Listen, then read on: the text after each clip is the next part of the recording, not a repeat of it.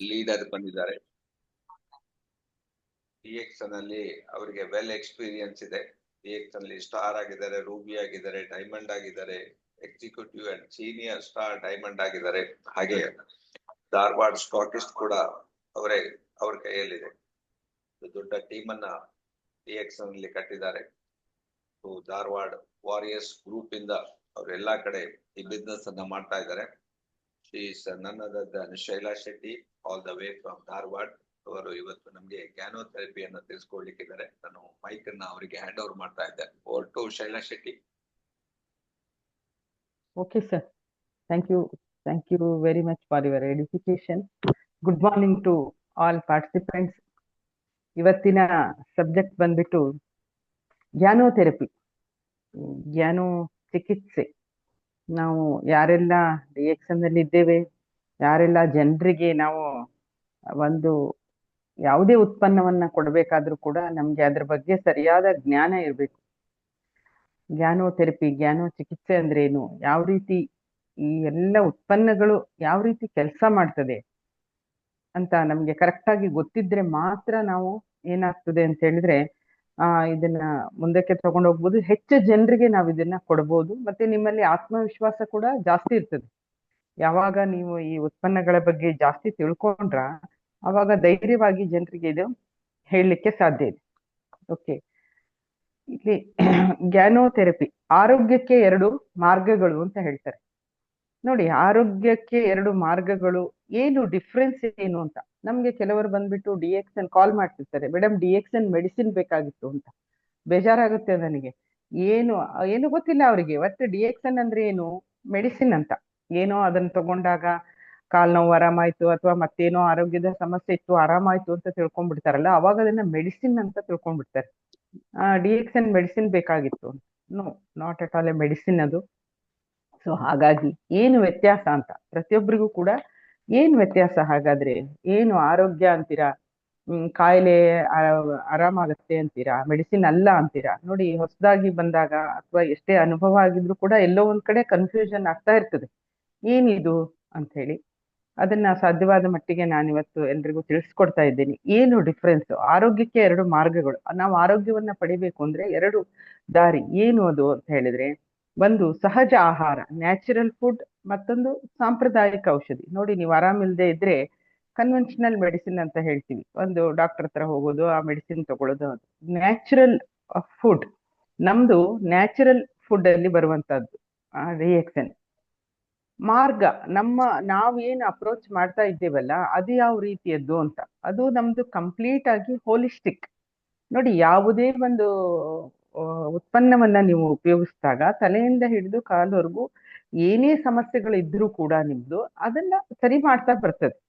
ಯಾವುದೇ ಒಂದು ಪರ್ಟಿಕ್ಯುಲರ್ ಇದಕ್ಕೆ ಇದು ಮೆಡಿಸಿನ್ ಅಲ್ಲ, ನಾವ್ಯಾರು ಡಾಕ್ಟರ್ಸ್ ಅಲ್ಲ, ಅದನ್ನೆಲ್ಲ ನಾವು ಆ ರೀತಿಯಲ್ಲಿ ಅದನ್ನ ಹೇಳಲಿಕ್ಕೆ ಹೋಗ್ಬಾರ್ದು. ಸೊ ಹೋಲಿಸ್ಟಿಕ್ ಆಗಿ ವರ್ಕ್ ಆಗ್ತದೆ ಇದು. ನೀವೀಗ ಡಾಕ್ಟರ್ ಹತ್ರ ಹೋಗ್ತೀರಾ, ಅದು ಸೆಗ್ಮೆಂಟಲ್. ನಿಮ್ಗೆ ಹೊಟ್ಟೆ ನೋವಿದೆ, ಅಲ್ಲಿಗೆ ಒಂದು ಮೆಡಿಸಿನ್ ಕೊಡ್ತಾರೆ. ತಲೆ ನೋವಿದೆ, ಅದಕ್ಕೆ ಒಂದು ಮೆಡಿಸಿನ್ ಕೊಡ್ತಾರೆ. ಅದು ಅಲ್ಲಿಗೆ ಮಾತ್ರ ಸರಿ ಆಗ್ತದೆ ಹೊರತು ನಿಮ್ದು ಏನೋ ಬೇರೆ ಒಂದು ಸಮಸ್ಯೆ ಇದ್ರೆ ಅದನ್ನ ಕರೆಕ್ಟ್ ಮಾಡೋದಿಲ್ಲ. ನಿಮ್ಮಲ್ಲಿ ಬೇರೆ ಏನೋ ಸಮಸ್ಯೆಗಳಿದ್ರೆ ಮತ್ತೆ ಅದಕ್ಕೆ ಬೇರೆ ಡಾಕ್ಟರ್ ಹತ್ರನೇ ಹೋಗ್ಬೇಕು, ಬೇರೆ ಮೆಡಿಸಿನ್ ಅನ್ನೇ ಕೊಡಬೇಕು. ಆದ್ರೆ DX ಅಂತ ಬಂದಾಗ ಆ ರೀತಿಯದ್ದಲ್ಲ. ನೀವು ಯಾವುದೇ ಉತ್ಪನ್ನಗಳನ್ನ ಉಪಯೋಗಿಸಿದಾಗ ಅಥವಾ RGGLನೇ ಕೊಟ್ಟಾಗ ನಿಮ್ಗೆ ಗೊತ್ತಿಲ್ಲದೆ ಯಾವುದೋ ಒಳಗಡೆ ನಿಮ್ಗೆ ಕಾಯಿಲೆಗಳು ಇದ್ರೂ ಕೂಡ ಅದನ್ನೇನ್ ಮಾಡ್ಬಿಡ್ತದೆ ಅಂತ ಹೇಳಿದ್ರೆ ಸಂಪೂರ್ಣವಾಗಿ ಗುಣಮುಖರಾಗಿ ಮಾಡ್ತದೆ. ತಲೆಯಿಂದ ಹಿಡಿದು ಕಾಲವರೆಗೂ ನೀವು ಏನೇ ಸಮಸ್ಯೆಗಳಿದ್ರೂ ಕೂಡ ನಮ್ಮ ಉತ್ಪನ್ನಗಳನ್ನ ತಗೊಂಡಾಗ ಹೋಲಿಸ್ಟಿಕ್ ಆಗಿ ಪೂರ್ಣ ನಿಮ್ಮ ದೇಹಕ್ಕೆ ಉಪಚಾರವನ್ನ ಮಾಡ್ತದೆ. ನಮ್ಮ ಫೋಕಸ್ ಏನು, ನಾವು ಯಾವ್ದ್ರ ಬಗ್ಗೆ ಫೋಕಸ್ ಮಾಡ್ತಿದ್ದೇವೆ, ನಾವು ಕಾಯಿಲೆ ಮೇಲೆಲ್ಲ ಫೋಕಸ್ ಮಾಡ್ತಾ ಇರುವಂತದ್ದು. ನಾವು ಫೋಕಸ್ ಮಾಡ್ತಾ ಇರುವಂತದ್ದು ಹೆಲ್ತ್, ಆರೋಗ್ಯವನ್ನ ಕೊಡ್ತಾ ಇದ್ದೇವೆ ಜನರಿಗೆ ಅಲ್ವಾ. ಹೆಲ್ತ್ ಕೋಚ್ ಅಂತ ಹೇಳ್ತೀರಾ, ಗ್ಯಾನೋಥೆರಪಿಸ್ಟ್, ಏನೇನೋ ನಮ್ಮ ನೂರಾರು ಹೆಸರುಗಳಿಂದ ನಾವು ಇವತ್ತು ಕೆಲಸ ಮಾಡ್ತಾ ಇದ್ದೇವೆ. ಹೆಲ್ತ್ನ್ನೇ ಫೋಕಸ್ ಮಾಡೋದು ನಾವು. ನಿಮ್ಗೆ ರೋಗಗಳು, ಆ ರೋಗ ಈ ರೋಗ ಅದಕ್ಕೆ ಕೊಡ್ತೀನಿ ಅಂತಲ್ಲ. ಈ ಯಾವುದೇ ಕಾಯಿಲೆ ಇದ್ರೂ ಕೂಡ ನೀವು ನಮ್ಮ ಉತ್ಪನ್ನಗಳನ್ನ ಸಜೆಸ್ಟ್ ಮಾಡಿದಾಗ ಅಲ್ಲಿ ಸಂಪೂರ್ಣವಾಗಿ ನಮ್ಮ ದೇಹವನ್ನೇ ಸರಿ ಮಾಡೋದ್ರಿಂದ ರಿಸಲ್ಟ್ ಬರ್ತದೆ. ಆದ್ರೆ ನೀವು ಡಾಕ್ಟರ್ ಮೆಡಿಸಿನ್ ಇದು ಯಾವ್ದ್ರ ಬಗ್ಗೆ ಕಾನ್ಸಂಟ್ರೇಟ್ ಮಾಡ್ತಾ ಇದ್ದಾರೆ, ಕಾಯಿಲೆಯ ಬಗ್ಗೆ. ಪರ್ಟಿಕ್ಯುಲರ್ ಆಗಿ ಒಂದು ಕಾಯಿಲೆ ಬಂದಿದೆ ಅಂದ್ರೆ ಅದು ವಾಸಿ ಆಗ್ಬೇಕು ಅಷ್ಟೇಯ. ಅದಕ್ಕೋಸ್ಕರ ಮತ್ತೆ ನಮ್ಮ ಮೆಥಡ್ ಏನು, ಯಾವ ಮೆಥಡ್ ನಲ್ಲಿ ನಾವು ಕೆಲಸ ಮಾಡ್ತಾ ಇದೀವಿ ಅಂದ್ರೆ ಮೇನ್ ಎಲ್ಲರಿಗೂ ಗೊತ್ತಿರಬೇಕು ಪ್ರಿವೆನ್ಷನ್. ಕಾಯಿಲೆ ಬರದ ಹಾಗೆ ನೋಡಿ, ನೀವು ಯಾವುದೇ ಡಾಕ್ಟರ್ ಹತ್ರ ಹೋಗಿ ಅಥವಾ ಬೇರೆ ಇನ್ಯಾರ ಹತ್ರನೂ ಹೋಗಿ ನನ್ಗೇನು ಕಾಯಿಲೆ ಬರಬಾರ್ದು ಅಂದ್ರೆ ಏನಾದ್ರೂ ಉಂಟಾ ಅವ್ರ ಹತ್ರ, ಇದನ್ನ ನಾವು ಪ್ರಶ್ನೆ ಮಾಡ್ಕೊಳ್ಬೇಕು. ನನಗೆ BP ಬರಬಾರ್ದು, ಶುಗರ್ ಬರಬಾರ್ದು, ಆಮೇಲೆ ನಮ್ಮ ಮನೇಲಿ ಮಕ್ಕಳಿಗೆ ಇರ್ಬೋದು, ಯಾರಿಗೆ ಇರ್ಬೋದು, ಥೈರಾಯ್ಡ್, ಹಾರ್ಮೋನಲ್ ಇಂಬ್ಯಾಲೆನ್ಸಸ್ ಬೇಡ, ಅಥವಾ ಮುಂದೆ ಇನ್ನೂ ದೊಡ್ಡ ಕಾಯಿಲೆಗಳಿದಾವೆ, ಅವು ಯಾವುವು ನಮ್ಗೆ ಬರಬಾರ್ದು, ನಾವು ಆರೋಗ್ಯವಾಗಿರ್ಬೇಕು ಅಂದ್ರೆ ಇವತ್ತೇ ನಾವೇನ್ ಮಾಡ್ಬೇಕು, DXN ಉತ್ಪನ್ನಗಳನ್ನ ತಿನ್ಲಿಕ್ಕೆ ಸ್ಟಾರ್ಟ್ ಮಾಡ್ಬೇಕು. ನಮ್ಮ ಫೋಕಸ್ ಇರೋದು ಆ ಪ್ರಿವೆನ್ಷನ್ ಕಡೆಗೆ, ತಡೆಯೋದು ಹೇಗೆ ಅಂತ ಅದ್ರ ಬಗ್ಗೆನೇ ಇದೆ. ಓವರ್ ವೆಯ್ಟ್ ಆಗ್ಬಾರ್ದು, ಯೂರಿಕ್ ಆಸಿಡ್ ಹೆಚ್ಚಾಗಬಾರ್ದು, ಎಸಿಡಿಕ್ ಆಗ್ಬಾರ್ದು ಬಾಡಿ, ಸೋ ಮೆನಿ ಥಿಂಗ್ಸ್. ಇದೆಲ್ಲ ನಮ್ಗೆ ನಾಲೆಜ್ ಇದ್ರೆ ನಾವು ಖಂಡಿತ DXN ಅನ್ನ ಉಪಯೋಗಿಸ್ತೇವೆ. ಇದು ಯಾವುದು ನನ್ಗೆ ಬರಬಾರ್ದು ಅಂತಿದ್ರೆ. ಆದ್ರೆ ಅವ್ರದ್ದೇನು ಇದು ಡಾಕ್ಟರ್ ಮೆಡಿಸಿನ್ಗೆ ಎರಡಕ್ಕೂ ವ್ಯತ್ಯಾಸಗಳನ್ನ ನಾವು ತಿಳಿಸ್ತಾ ಇರೋದು. ಡಾಕ್ಟರ್ ಮೆಡಿಸಿನ್ ಏನು, DXN ಏನು ಅಂತ. ಅಲ್ಲಿ ಬರೀ ಗುಣಪಡಿಸೋದು, ಏನೋ ಒಂದು ಪ್ರಾಬ್ಲಮ್ ಆಯ್ತು ನಿಮ್ಗೆ, ನೀವು ಅದನ್ನ ಗುಣಪಡಿಸ್ಕೊಳ್ಳಿಕ್ಕೆ ಕ್ಯೂರ್ ಅಂತ ಹೇಳ್ತೀವಿ. ಆ ಕ್ಯೂರ್ ಮೇಲೆ ಕೆಲಸ ಮಾಡುವಂಥದ್ದು. ಅವ್ರಿಗೆ ಇನ್ನು ನೀವು ಜಾಸ್ತಿ ಕೇಳಿದ್ರೆ ಯಾವುದು ಗೊತ್ತಿರುವುದಿಲ್ಲ. ಜ್ವರ ಬಂತ ಅದಕ್ಕೊಂದು ಮೆಡಿಸಿನ್ ಕೊಟ್ರು, ಕೆಮ್ಮಂತ ಅದಕ್ಕೊಂದು, ನೋಡಿ ಎಷ್ಟೆಷ್ಟು ನಿಮ್ಗೆ ರೋಗಗಳಿದೆ ಅಷ್ಟೆಷ್ಟು ಮೆಡಿಸಿನ್ಸ್ ಜಾಸ್ತಿ ಆಗ್ತಾ ಇರ್ತದೆ. ನಮ್ದು ಹಾಗಲ್ಲ, ಪ್ರಿವೆನ್ಷನ್ ಆಗಿ ಕೆಲಸ ಮಾಡ್ತದೆ. ಏನು ಉತ್ಪನ್ನಗಳು ಇವೆಲ್ಲ ಅಂತ, ಇವೆಲ್ಲ ಪೂರಕ ಉತ್ಪನ್ನಗಳು ಅಂತ, ಸಪ್ಲಿಮೆಂಟ್ಸ್ ಅಂತ ಕರೀತಾರೆ. ಈ ಪೂರಕಗಳನ್ನ ನಾವು ಬಳಸಿದಾಗ ದೇಹದಲ್ಲಿ ಯಾವುದೇ ತರದ ಕೊರತೆಗಳಿದ್ದಾಗ ಅವನ್ನೆಲ್ಲ ನೀಗಿಸ್ಬಿಡ್ತದೆ. ಇವೆಲ್ಲ ಔಷಧಿಗಳೆಲ್ಲ ಡ್ರಗ್ಸ್, ಕೆಮಿಕಲ್ ಕಾಂಪೋಸಿಷನ್ ನಿಂದ ರೆಡಿಯಾಗಿರುವಂತದ್ದು.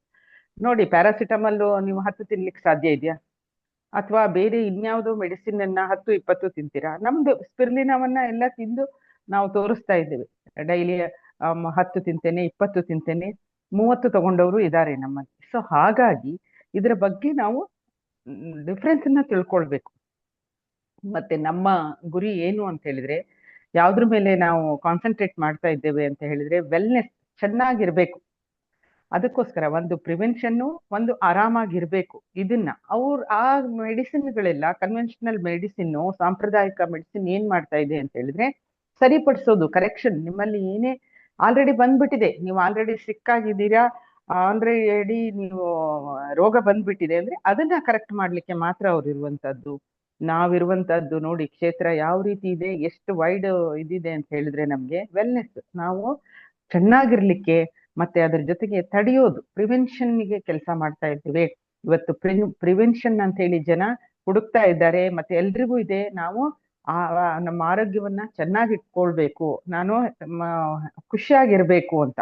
ಆವಾಗ ನೋಡಿ DXN ಉತ್ಪನ್ನ ಹೇಗೆ ಕೆಲಸ ಮಾಡ್ತದೆ ಅಂತ ನಾವೇನಾದ್ರೂ ಹೇಳಿದ್ದೆ ಆದ್ರೆ ಖಂಡಿತ ಎಲ್ರು ಕೂಡ ಉಪಯೋಗಿಸ್ತಾರೆ. ಆರೋಗ್ಯದ 4 ಸ್ತಂಭಗಳು ಅಂತ ಹೇಳಿದ್ರು. ಏನು ಆರೋಗ್ಯಕ್ಕೆ ಕಾರಣ, ಆರೋಗ್ಯವಾಗಿರ್ಲಿಕ್ಕೆ ಸರಿಯಾದ ಪೂರಕ ವಸ್ತುಗಳು ಅಂತ.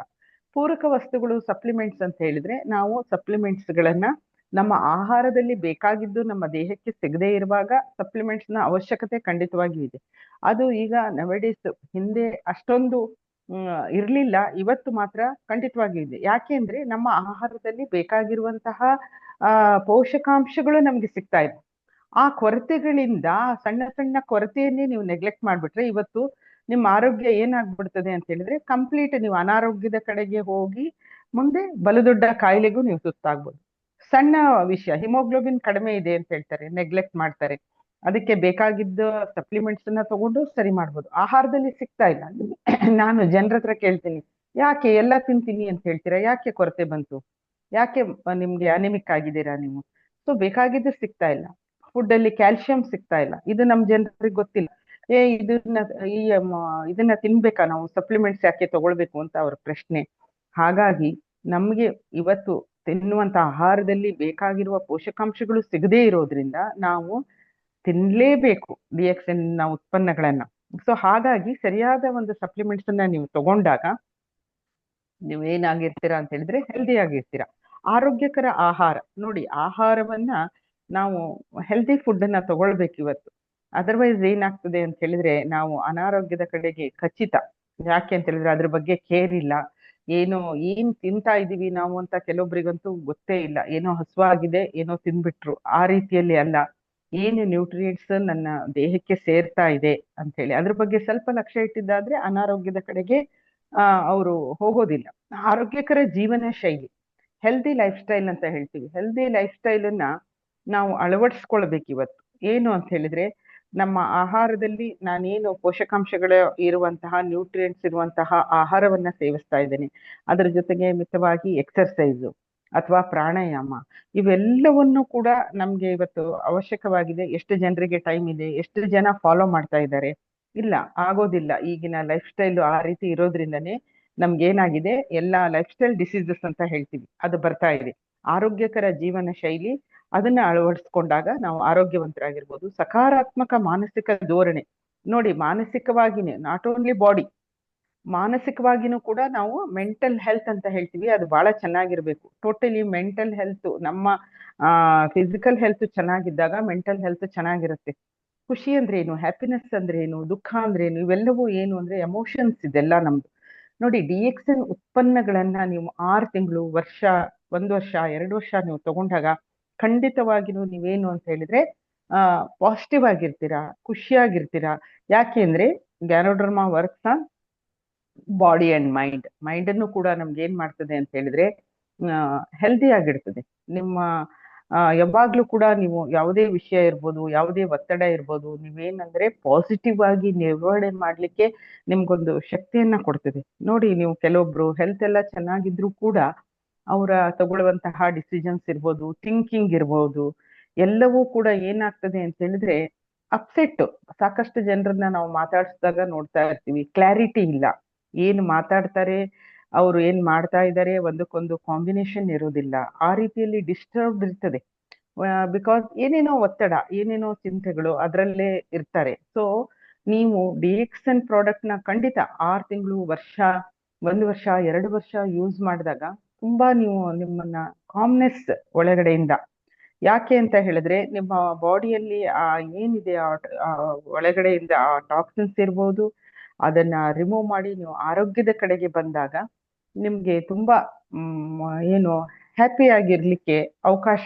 ನಿಮ್ಮ ಎಮೋಷನ್ಸ್ಗಳ, ಸಿಟ್ಟಿರ್ಬೋದು, ಏನೋ ಭಾವೋದ್ವೇಗ ಇರ್ಬೋದು, ಎಲ್ಲವನ್ನೂ ಕೂಡ ಕಂಟ್ರೋಲ್ ಮಾಡ್ಕೊಳ್ಳಿಕ್ಕೆ ನಿಮ್ಮಿಂದ ನಿಮ್ಗೆ ಸಾಧ್ಯ ಇದೆ. ಹಾಗಾಗಿ ಆರೋಗ್ಯಕ್ಕೆ 4 ಸ್ಟ್ರಾಂಗ್ ಪಿಲ್ಲರ್ಸ್ ಇದೆಲ್ಲ.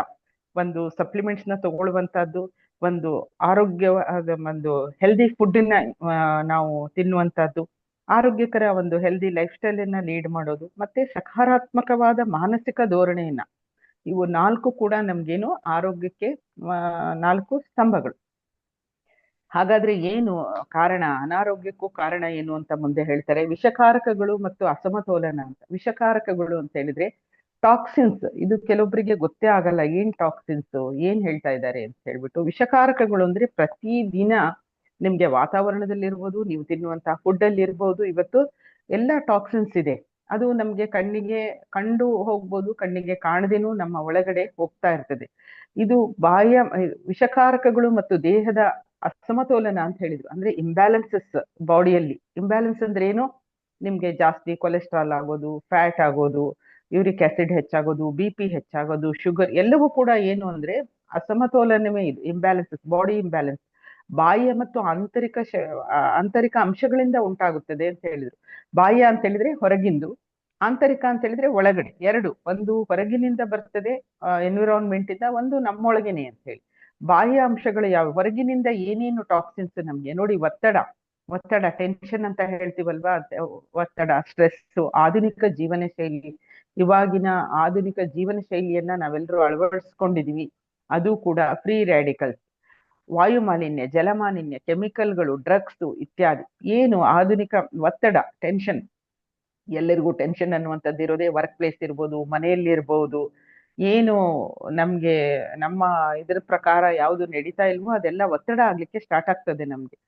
ಆಧುನಿಕ ಜೀವನ ಶೈಲಿ, ಇವಾಗಿನ ನಾವು ಮಾಡರ್ನ್ ಲೈಫ್ ಸ್ಟೈಲ್ ಅಲ್ಲಿ ಏನು ನೋಡಿ, ಯಾವುದೇ ತರ ಬಾಡಿಗೆ ಎಕ್ಸರ್ಸೈಸ್ ಇಲ್ಲ, ಹೋಗಿ ಕುತ್ಕೊಂಡಲ್ಲೇ ಕೆಲಸ ಮಾಡುವಂತಹದ್ದು, ಹೆಚ್ಚು ನಾವು ವೆಹಿಕಲ್ ನ ಬಳಸುವಂತಹದ್ದು, ಜಾಸ್ತಿ ಒಂದು ನಡೆಯೋದು ಇಲ್ಲ.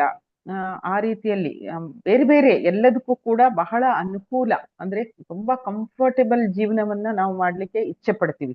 ಯಾವುದಕ್ಕೂ ನಾವೇನು ಅಂತ ಹೇಳಿದ್ರೆ ಈ ದೇಹಕ್ಕೆ ಏನು ನಾವು ಏನ ಶ್ರಮ ವಹಿಸಿ ಏನನ್ನು ಮಾಡ್ಲಿಕ್ಕೆ ಇಚ್ಛೆ ಪಡೋದಿಲ್ಲ. ಅದು ಆಧುನಿಕ ಜೀವನ ಶೈಲಿಯ ಒಂದು ಏನೊಂದು ವೆರಿ ಬಿಗ್ ಡ್ರಾಬ್ಯಾಕ್ ಅಂತ ಹೇಳ್ತೀನಿ. ಎಷ್ಟೆಷ್ಟು ಆವಿಷ್ಕಾರಗಳು, ಎಷ್ಟೆಷ್ಟು ನಮ್ಗೆ ಟೆಕ್ನಾಲಜಿ ಗಿಫ್ಟ್ ಕೊಟ್ಟಿದ್ಯೋ ಅಷ್ಟಷ್ಟು ಮನುಷ್ಯ ಏನ್ ಮಾಡ್ತಾನೆ, ಆ ಕಂಫರ್ಟೇಬಲ್ ನೋಡಿ, ಒಂದ್ಸರಿ ಬಾಡಿಗೆ ನೀವು ಕಂಫರ್ಟ್ ನ ತೋರಿಸ್ಬಿಟ್ರಿ ಅಂದ್ರೆ ಅದು ಕಷ್ಟಪಡ್ಲಿಕ್ಕೆ ರೆಡಿ ಆಗುದಿಲ್ಲ.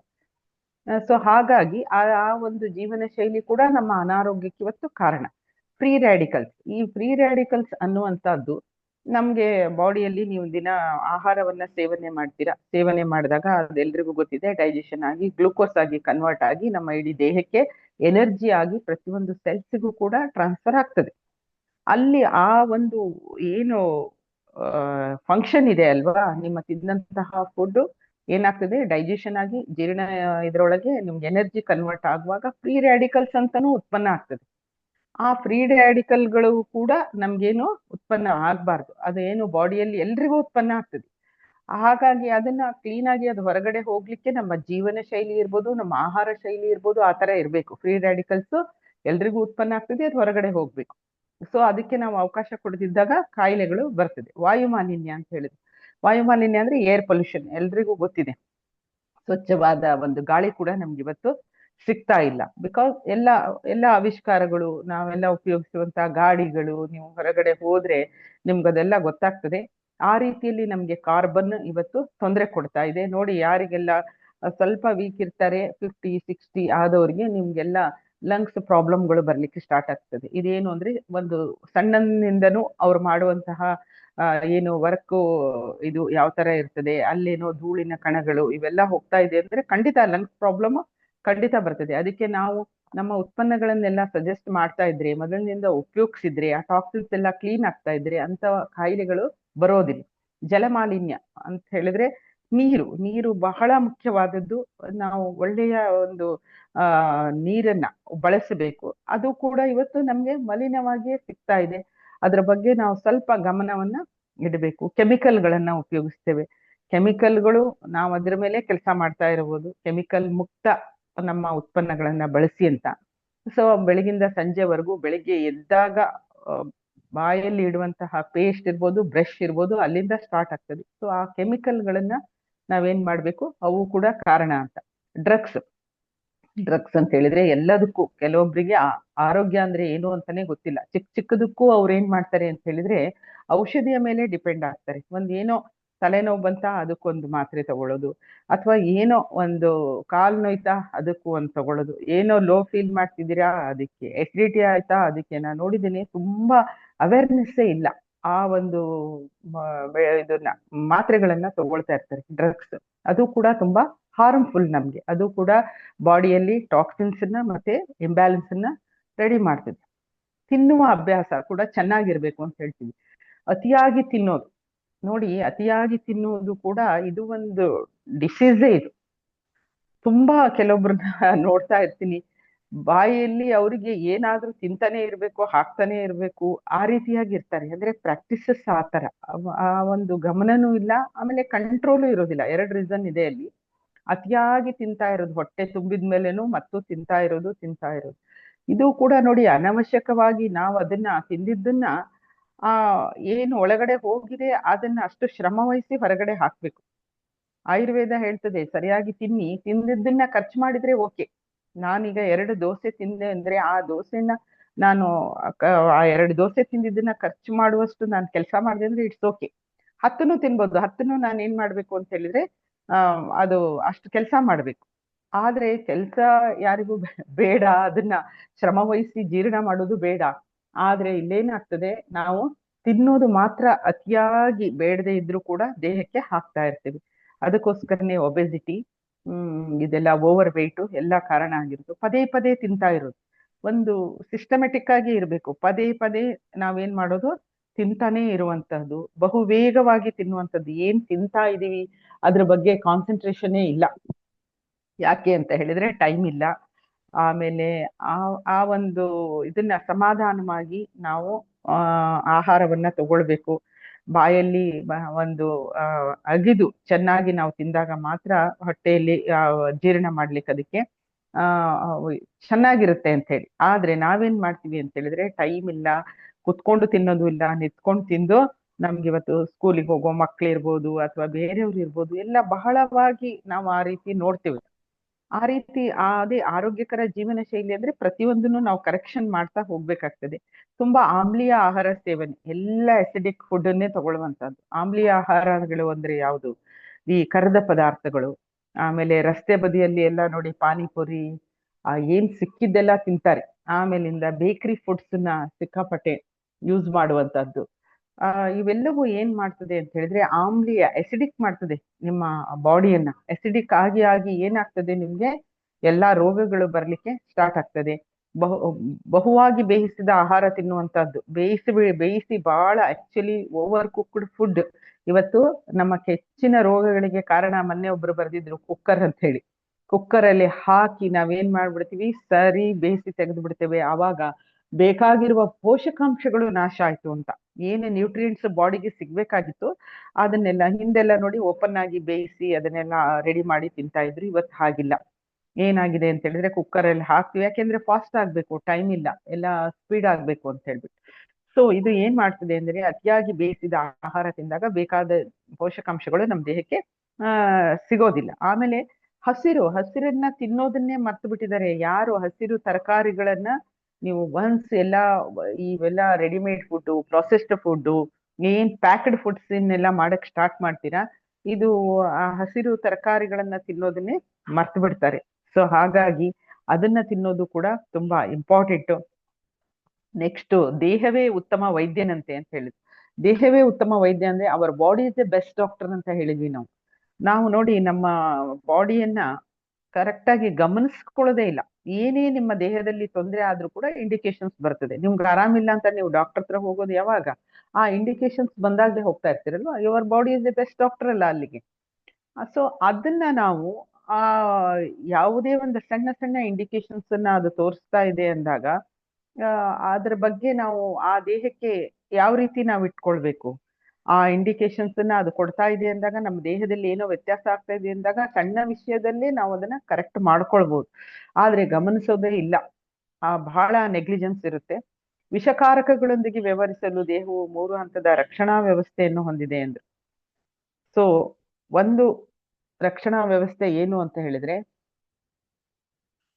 ಈ ವಿಷಕಾರಕಗಳು ಹೋಗಿದೆ ನಿಮ್ಮ ದೇಹಕ್ಕೆ ಹೋಗಿದೆ ನೋಡಿ.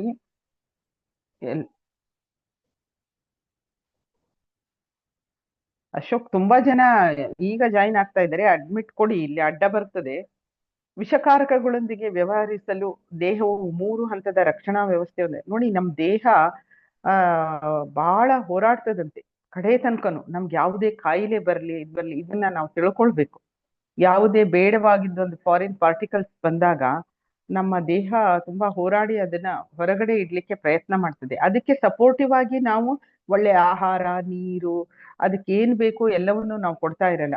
ಆರೋಗ್ಯಕರ ಜೀವನ ಶೈಲಿ ನಾವು ಹೇಳಿದ್ವಿ, ಬೇಕಾದ ಎಕ್ಸರ್ಸೈಸ್ ಇರ್ಬೋದು, ಇದೆಲ್ಲವನ್ನು ನಾವೇನ್ ಮಾಡ್ತೇವೆ, ನೆಗ್ಲೆಕ್ಟ್ ಮಾಡ್ತೇವೆ. ನಮ್ಮ ಬಾಡಿ ತುಂಬಾ, ಮೊನ್ನೆ ನಾನೊಂದ್ ಕಡೆ ಒಂದು ವಿಡಿಯೋ ನೋಡಿದೆ, ಕಡೆ ತನಕನೂ ಹ್ಯಾಂಡ್ಸ್ ಅಪ್ ಮಾಡೋದಿಲ್ಲಂತೆ. ನಮ್ಮ ದೇಹ ತುಂಬಾ ಹೋರಾಡ್ತದಂತೆ. ಯಾವುದೇ ಒಂದು ದೊಡ್ಡ ಕಾಯಿಲೆಗಳು ಬಂದವರು ಹೋರಾಡ್ತಾ ಇರ್ತಾರಲ್ಲ, ಅದನ್ನ ನೋಡ್ಬಿಟ್ಟು ಹೇಳಿದ್ರು ಅಷ್ಟು ಈಸಿಯಾಗಿ ಗಿವ್ ಅಪ್ ಮಾಡಲ್ಲ. ಅದಕ್ಕೆ ನೋಡಿ ಅಂತ ದೇಹಕ್ಕೆ ನಾವೇನ್ ಮಾಡ್ಬಿಡ್ತೇವೆ, ಸಪೋರ್ಟ್ ಮಾಡ್ತಾ ಇರಲ್ಲ. ಗೊತ್ತಾಯ್ತಾ? ಹಾಗಾಗಿ ಒಂದನೇ ಹಂತದ ರಕ್ಷಣೆ ಅಂತ ಹೇಳಿದ್ರು ವಿಸರ್ಜನಾ ಹಂತ. ವಿಸರ್ಜನಾ ಹಂತ ಫಸ್ಟ್ ಇದ್ರೊಳಗೆ ರಕ್ಷಣೆ ಏನ್ ಕೊಡ್ತದೆ ಅಂದ್ರೆ ವಿಸರ್ಜನೆಯನ್ನ ಮಾಡೋದು. ನೀವು ಟಾಕ್ಸಿನ್ಸ್ಗಳು ಇದೇನು ಬೇಡವಾಗಿದ್ದು ಒಳಗಡೆ ಹೋಗಿದೆ ಅದನ್ನ ಹೊರಗೆ ಹಾಕ್ಬೇಕು. ದೇಹ ಹೊರಗೆ ಹಾಕ್ಲಿಕ್ಕೆ ನೀವು ಅವಕಾಶ ಕೊಟ್ರಿ ಅಂತ ಹೇಳಿದ್ರೆ, ಅಂದ್ರೆ ನಿಮ್ಮ ಆಹಾರ, ನಿಮ್ಮ ಜೀವನ ಶೈಲಿ, ಒಳ್ಳೆಯ ನೀರು ತಗೊಂಡ್ರಿ, ಒಳ್ಳೆಯ ಆಹಾರವನ್ನ ತಗೊಂಡ್ರಿ, ನೀವು ಹಸಿರು ಇದನ್ನ ಬಹಳ ಚೆನ್ನಾಗಿ ಉಪಯೋಗಿಸ್ತಾ ಇದ್ದೀರಾ, ಇವೆಲ್ಲವೂ ಕೂಡ ಇದ್ದಾಗ ಏನಾಗ್ಬಿಡ್ತದೆ, ವಿಸರ್ಜನೆ ಆಗೋಗ್ತದೆ. ನಾವ್ ಹೇಳಿದ್ವಿ ಫ್ರೀ ರ್ಯಾಡಿಕಲ್ಸ್ ಉತ್ಪನ್ನ ಆಗ್ತದೆ ನಿಮ್ಮ ದೇಹದಲ್ಲಿ. ನೀವೇನು ಬೇಕು ಬೇಡ ಚಾಯ್ಸ್ ಇಲ್ಲ, ಅದು ಇದ್ರೊಳಗೆ ನ್ಯಾಚುರಲ್ ಅದು ಇದೇ ಇದೆ, ಪ್ರಾಸೆಸ್ ಇರುದೇ ಹಾಗೆ. ಸೊ ಹಾಗಾಗಿ ಅಲ್ಲಿ ವಿಸರ್ಜನೆಯನ್ನ ಮಾಡ್ಬಿಡ್ತದೆ. ನಾವು ಒಳ್ಳೆಯ ಒಂದು ಸಪ್ಲಿಮೆಂಟ್ಸ್ ತಗೊಂಡ್ವಿ, ಆರ್ಗ್ಯಾನಿಕ್ ಫುಡ್ಸ್ ನ ತಗೊಂಡ್ವಿ, ವಿಸರ್ಜನೆ ಆಗ್ತದೆ. ಆದ್ರೆ ಎರಡನೇ ಹಂತ ನಾವೇನು ಮಾಡ್ಲಿಲ್ಲ, ನೆಗ್ಲೆಕ್ಟೇ ಮಾಡಿದ್ವಿ, ಏನು ಒಳ್ಳೆ ಆಹಾರ ತಗೊಳ್ಳಿಲ್ಲ, ಬೇಕಾಗಿದ್ದು ದೇಹಕ್ಕೆ ಕೊಡ್ಲಿಲ್ಲ, ಅದೇನ್ ಮಾಡ್ತದೆ, ಹೊರಗೆ ಹಾಕ್ಲಿಕ್ಕೆ ಆಗ್ಲಿಲ್ಲ ದೇಹಕ್ಕೆ, ಅದೇನ್ ಮಾಡ್ಬಿಡ್ತದೆ, ಸೈಡಿಗೆ ಇಡ್ತದೆ, ಪಕ್ಕಕ್ಕಿಡುವ ಹಂತ ಅಂತ ಹೇಳ್ತೀವಿ ಎರಡನೇದು. ಮೂರನೇದು ಗಡ್ಡೆ ಬೆಳೆಯುವ ಹಂತ ಅಂತ ಹೇಳ್ತೀವಿ. ಇದೇ ಟಾಕ್ಸಿನ್ಸೇ ಏನಾಗ್ತದೆ, ಹೊರಗಡೆ ಹೋಗ್ದೇನೆ ಒಂದು ಸೈಡಿಗೆ ಹಾಕ್ಬಿಡ್ತು. ಪ್ರತಿಯೊಬ್ಬರ ದೇಹದಲ್ಲಿ ಎಲ್ಲೆಲ್ಲೋ ಒಂದು ಅವಕಾಶ ಇರ್ತದಂತೆ. ಯಾರಿಗೆ ಅಲ್ಲಿ ಖಾಲಿ ನೋಡಿ, ಮನೇಲಿ ಒಂದು ಜಾಗ ಮಾಡಿರ್ತೀರಲ್ವಾ, ಎಲ್ಲ ನಮ್ಮ ವೇಸ್ಟ್ ನ ಡಂಪ್ ಮಾಡ್ಲಿಕ್ಕೆ. ಒಬ್ಬೊಬ್ರ ಮನೇಲಿ ಒಂದೊಂದ್ ರೀತಿಯಲ್ಲಿ, ಕೆಲವೊಬ್ರ ಮನೇಲಿ ಹೊರಗೆ ಇಡ್ತದೆ, ಅಥವಾ ಮನೇಲಿ ಒಳಗಡೆನೆ ಒಂದ್ ರೂಮ್ ಮಾಡಿರ್ತಾರೆ. ಏನೇನೋ ಒಂದೊಂದ್ ಪ್ಲೇಸ್ ಮಾಡಿರ್ತಾರಲ್ವಾ, ಅದೇ ರೀತಿ ದೇಹದಲ್ಲೂ ಕೂಡ ಒಬ್ರಿಗೆ ಹೊಟ್ಟೆಯಲ್ಲೇ ಎಲ್ಲೋ ಒಂದ್ ಕಡೆ ನಿಮ್ಗೆ ಕಾಣಿಸ್ಕೊಳ್ತದೆ, ಜಾಗ ಇದೆ, ಅಲ್ಲಿ ಸ್ಟೋರ್ ಮಾಡ್ಬಿಡ್ತದೆ ಇದೇನೇ ಇದಿದೆ ಅಲ್ಲ, ವೇಸ್ಟ್ ಟಾಕ್ಸಿನ್ಸ್ ಹೋಗಿ ಅಲ್ಲಿ ಕುತ್ಕೊಳ್ತದೆ. ಕೆಲವೊಬ್ರಿಗೆ ತಲೆ ಬ್ರೈನ್ ಅಲ್ಲಿ ಹೋಗ್ಬೋದು, ಮತ್ತೆ ಎಲ್ಲೆಲ್ಲೋ ಅವಕಾಶ ಇದೆ, ಅಲ್ಲೆಲ್ಲ ಖಾಲಿ ಇದೆ, ಅಲ್ಲಿ ಹೋಗಿ ಕುತ್ಕೊಳ್ತದೆ.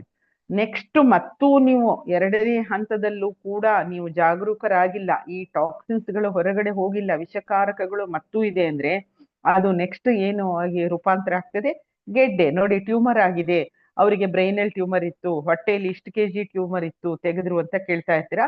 ನೆಕ್ಸ್ಟ್ ಆಗೋದೇ ಏನು, ನೆಕ್ಸ್ಟ್ ಯಾವ ಸ್ಟೇಜಿಗೆ ಹೋಗ್ತದೆ, ಅದು ಟ್ಯೂಮರ್ ಆಗಿ ಕನ್ವರ್ಟ್ ಆಗ್ತದೆ. ನೋಡಿ, ಸಿಂಪಲ್ ಆಗಿತ್ತು, ಬಾಡಿಯನ್ನ ಕ್ಲೀನ್ ಆಗಿ ಇಟ್ಕೊಳ್ಬೇಕು, ಒಳ್ಳೆ ಆಹಾರ ತಗೊಳ್ಬೇಕು, ಇಷ್ಟೆಲ್ಲ ಇದ್ದಾಗ ಈ ಹಂತಕ್ಕೆ ನಾವು ಹೋಗಲ್ಲ. ಆದ್ರೆ ನಾವೇನ್ ಮಾಡ್ತೀವಿ, ಯಾವ್ದನ್ನು ಗಮನಿಸೋದಿಲ್ಲ, ಸಿಕ್ಕಂಗೆ ನಮ್ಮ ಜೀವನ ಶೈಲಿ ಸರಿ ಇಲ್ಲ, ಬೇಕಾಗಿದ್ದನ್ನ ತಿಂದ್ವಿ, ಆಮೇಲೆ ಗಮನನೂ ಕೊಡ್ಲಿಲ್ಲ, ಯಾರೋ ರಿಯಾಕ್ಷನ್ ಹೇಳಿದ್ರು ಅಂದ್ರೂ ತಗೊಳಕ್ ರೆಡಿ ಆಗೋದಿಲ್ಲ. ಯಾಕೆಂದ್ರೆ ಅದ್ರ ಬಗ್ಗೆ ಅಷ್ಟೊಂದು ನಿಷ್ಕಾಳಜಿ ಮಾಡ್ತೀವಿ ದೇಹದ ಬಗ್ಗೆ. ಆವಾಗ ದೇಹ ಏನ್ ಮಾಡ್ತದೆ ಅಂತ ಹೇಳಿದ್ರೆ, ಟ್ಯೂಮರ್ ಆಗಿ ಹೊರಗಡೆ ಇಡ್ತದೆ. ಆದ್ರೆ ನೀವು ಯಾವುದೇ ಒಂದು ಈ ಒಂದು ರಿಯಾಕ್ಷನ್ ಅನ್ನ ತಗೊಂಡಾಗ ಮೊದಲನೇ ಹಂತದ ರಕ್ಷಣೆ ಏನಾಗ್ತದೆ ಅಂತ ಹೇಳಿದ್ರೆ, ಈ ಈ ಟಾಕ್ಸಿನ್ಸ್ ಏನಿದೆಯಲ್ಲ, ಅದನ್ನ ಫಸ್ಟ್ ಹೊರಗಡೆ ಹಾಕ್ತದೆ. ಹೇಗ್ ಹಾಕ್ತದೆ ನೋಡಿ, RG ಮತ್ತೆ GL ನ, ಆರ್ ಜಿ ಎಲ್ಲರಿಗೂ ಗೊತ್ತಿರ್ಲಿ, ಅದು ಕ್ಲೀನಿಂಗ್ ಪ್ರಾಸೆಸ್. RG ತಿಂದಾಗ ನಮ್ಗೆ ದೇಹದಲ್ಲಿ ಏನೇ ಇದ್ರೂ ಕೂಡ ಹೊರಗಡೆ ಹೋಗ್ತದೆ. ಅದಕ್ಕೋಸ್ಕರ RGGL ನ ಕರೆಕ್ಟ್ ಆಗಿ ತಿಳ್ಕೊಂಡಾಗ ಮಾತ್ರ ಜನರಿಗೆ ನೀವು ಕೊಡ್ತೀರಾ, ತಿನ್ನಿಸ್ತೀರಾ. ಯಾವ ರೀತಿಯಲ್ಲಿ ಹೊರಗೆ ಹೋಗ್ತದೆ ಅಂತ ಹೇಳಿದ್ರೆ, ನೋಡಿ, RG ಮತ್ತೆ GL ನ ಕೊಟ್ಟಾಗ ಕೆಲವೊಬ್ರು ನಮ್ಗೆ ಬೆವರು ಜಾಸ್ತಿ ಹೋಗ್ತಾ ಇದೆ, ಮೂತ್ರ ಜಾಸ್ತಿ ಹೋಗ್ತಾ ಇದೆ, ನಾವು ಟಾಯ್ಲೆಟ್ಗೆ ಜಾಸ್ತಿ ಹೋಗ್ತಾ ಇದ್ದೀರಾ ಅಂದ್ರೆ ನಿಮ್ಮ ಗಾರ್ಬೇಜ್ ಒಳಗಡೆ ಅಷ್ಟಿತ್ತು, ಅದನ್ನ ಕ್ಲೀನ್ ಮಾಡ್ತಾ ಇದೆ. ನೀವು ಕೊಟ್ಟವ್ರಿಗೂ ಕೂಡ ಗೊತ್ತಿರಬೇಕು, ಬಾಡಿ ಕ್ಲೀನಿಂಗ್ ಪ್ರೊಸೆಸ್ ನಲ್ಲಿದೆ, ಕ್ಲೀನ್ ಆಗ್ಲಿ, ಇಟ್ಸ್ ಗುಡ್ ಅಂತ ಹೇಳ್ಬೇಕು. ಬೆವರು, ಮೂತ್ರ, ಕಫ, ಮಲ ಯಾವುದು ನಿಮ್ಮಲ್ಲಿ ಟಾಕ್ಸಿನ್ ರೂಪದಲ್ಲಿ ಯಾವುದು ಕನ್ವರ್ಟ್ ಆಗಿದೆ ಬಾಡಿಯಲ್ಲಿ, ಅದು ಆ ರೀತಿಯಲ್ಲಿ ಅದು ಹೊರಗೆ ಹಾಕ್ತದೆ. ಎರಡನೇ ಹಂತ, ಟಾಕ್ಸಿನ್ಸ್ ಅನ್ನು ಹರಳುಗಟ್ಟಿಸಿ ಅಥವಾ ಜಡವಸ್ತುಗಳೊಂದಿಗೆ ಸೇರಿಸಿಡಲಾಗುತ್ತದೆ ಅಂತ ಹೇಳಿದ್ವಿ. ಏನು ಅಂತ ಹೇಳಿದ್ರೆ, ಪಕ್ಕಕ್ಕಿಡುವ ಹಂತ ಅಂತ ಹೇಳಿದ್ರೆ, ನಾವು ಹೇಳಿದ್ವಿ ಟಾಕ್ಸಿನ್ಸ್ ನ ಹೊರಗಡೆ ಹೋಗ್ಲಿಕ್ಕೆ ನೀವು ಅವಕಾಶ ಕೊಟ್ಟಿಲ್ಲ, ವಿಷಪೂರಿತವಾದದ್ದೆಲ್ಲ ದೇಹದಲ್ಲಿ ಸೇರ್ಕೊಂಡಿದೆ, ಅದನ್ನ ಹೊರಗೆ ಹೋಗ್ಲಿಕ್ಕೆ ನೀವು ಅವಕಾಶ ಕೊಟ್ಟಿಲ್ಲ ಅಂದಾಗ, ಕೆಲವೊಬ್ಬರಿಗೆ ಯೂರಿಕ್ ಆಸಿಡ್ ಹೆಚ್ಚಾಗಿದೆ ಅಂತ ಹೇಳ್ತಾರೆ, ನೋಡಿ, ಮೂತ್ರದಲ್ಲಿ ಕಲ್ಲಾಗಿದೆ ಅಂತ ಹೇಳ್ತಾರೆ. ಅವ್ರೇನು ಕಲ್ಲು ತಿಂದಿದ್ದಲ್ಲ, ಅದು ನಿಮ್ಮ ದೇಹದ ಒಳಗಡೆನೆ ರೆಡಿ ಆಗಿರುವಂತಹ ಟಾಕ್ಸಿನ್ಸ್ ಆ ರೂಪದಲ್ಲಿ. ಒಬ್ಬೊಬ್ಬರ ಬಾಡಿ ನೇಚರ್ ಒಂದೊಂದ್ ತರ ಇದೆ, ಏನೇನ್ ತಿಂದಿರ್ತೀರಾ, ಏನೇನ್ ಜೀವನ ಶೈಲಿ, ಅದು ನಿಮ್ಗೆ ಗೊತ್ತಿರ್ತದೆ, ಆ ರೀತಿಯಲ್ಲಿ ಅದು ಕನ್ವರ್ಟ್ ಆಗ್ಬಿಡ್ತದೆ. ಮತ್ತೆ ಅದು ಮತ್ತೇನು, ಜಡ ವಸ್ತುಗಳೊಂದಿಗೆ ಅವೆಲ್ಲ ಕರಗಿ ನಿಮ್ಗೆ ಹೊರಗಡೆ ಹೋಯ್ತು ಅಂತ ಹೇಳಿದ್ರೆ, ನೀವು ಓಕೆ, ಅದು ಹೋಗ್ಲಿಕ್ಕೆ ಅವಕಾಶ ಇಲ್ಲ ಅಂತ ಹೇಳಿದ್ರೆ ಏನಾಗ್ತದೆ, ಕೊಲೆಸ್ಟ್ರಾಲ್ ಮತ್ತು ಫ್ಯಾಟ್ ಆಗಿ ಕನ್ವರ್ಟ್ ಆಗ್ಬಿಡ್ತದೆ. ಗಡ್ಡೆ ಬೆಳೆಯುವ ಹಂತ, ದೀರ್ಘಕಾಲದಲ್ಲೂ ನೀವು ವಿಸರ್ಜಿಸಿದ, ನಾನು ಹೇಳಿದೆ, ಯಾವಾಗ ನೀವು ಎಷ್ಟೇ ಬಾಡಿ ಇದ್ ಮಾಡಿದ್ರು ಕೂಡ ಏನ್ ಮಾಡ್ತೀರಾ, ನೀವು ವಿಸರ್ಜಿಸಲು ಅವಕಾಶ ಕೊಡೋದಿಲ್ಲ. ನೀವು ಬೇಕಾಗಿದ್ದನ್ನ ತಿನ್ಲಿಲ್ಲ, ಯಾರೋ ಬಂದು ರಿಯಾಕ್ಷನ್ ಹೇಳಿದ್ರು ಕೂಡ ಇದೇನೋ ಕಾಸ್ಟ್ಲಿ, ಟೀ ಕುಡೀರಿ ಬಾಡಿ ಕ್ಲೀನ್ ಆಗ್ತದೆ ಅಂದ್ರೆ ಎಲ್ಲಿ ಕೇಳ್ತಾರೆ, ಅವೇರ್ನೆಸ್ ಇರುವುದಿಲ್ಲ, ಅವರಿಗೆ ಗೊತ್ತಿಲ್ಲ. ಹಾಗಾಗಿ ನಮ್ಗೆ ಗೊತ್ತಿರ್ಬೇಕು ಚೆನ್ನಾಗಿ ಏನ್ ಮಾಡ್ತದೆ ಇದು ಬಾಡಿಗೆ. ನಾವು ಬರೀ ಒಂದು ಟೀ ಕೊಟ್ರೆ ಸಾಕು, ಕೆಲವೊಬ್ರು ಅಯ್ಯೋ ಮೂತ್ರ ಜಾಸ್ತಿ ಹೋಯ್ತು, ನನಗೆ ಲೂಸ್ ಮೋಷನ್ ಆಯ್ತು, ಯಾಕಂದ್ರೆ ಅಷ್ಟಿದೆ ಬಾಡಿ ಒಳಗೆ. ಯಾರಿಗೆ ಈ ರಿಫ್ಲೆಕ್ಷನ್ ಬಂತು, ನೀವು ತಿಳ್ಕೊಳ್ಬೇಕು, ಒಳಗಡೆ ಇವ್ರದ್ದು ಗಾರ್ಬೇಜ್ ಯಾರ್ಡು ಬಹಳ ದೊಡ್ಡದಿದೆ ಅಂತ ಹೇಳ್ಬಿಟ್ಟು. ಸೊ ಹಾಗಾಗಿ ಆ ದೀರ್ಘಕಾಲವಾದ್ರೂ ದೇಹದಿಂದ ವಿಸರ್ಜಿಸಲಾಗದಂತಹ ವಿಷವಸ್ತುಗಳು ಗೆಡ್ಡೆಯಂತಹ ಅನಾರೋಗ್ಯ ಸಮಸ್ಯೆಗಳಾಗಿ ಇವೇನಾಗ್ತವೆ, ಬೆಳಿತವೆ. ಗೆಡ್ಡೆ ಆಗಿ ಬೆಳೀತದೆ, ಟ್ಯೂಮರ್ ಆಗಿ ಕನ್ವರ್ಟ್ ಮಾಡ್ಬಿಡ್ತದೆ ಬಾಡಿ, ಅದನ್ನ ಹೊರಗೆ ಹಾಕ್ಲಿಕ್ಕೆ ಆಗ್ಲಿಲ್ಲ ಅದನ್ನ. ಆದ್ರೆ ಗ್ಯಾನೋಡ್ರಮಾವನ್ನ ಕೊಟ್ಟಾಗ, ನಾನು ಹೇಳಿದೆ, ಏನ್ ಮಾಡ್ತದೆ ಗ್ಯಾನೋಡ್ರಮಾ, RGGL ನ ನೀವು ಕೊಟ್ಟಾಗ ದೇಹವನ್ನು, RG ಏನ್ ಮಾಡ್ತದೆ, first process cleaning process.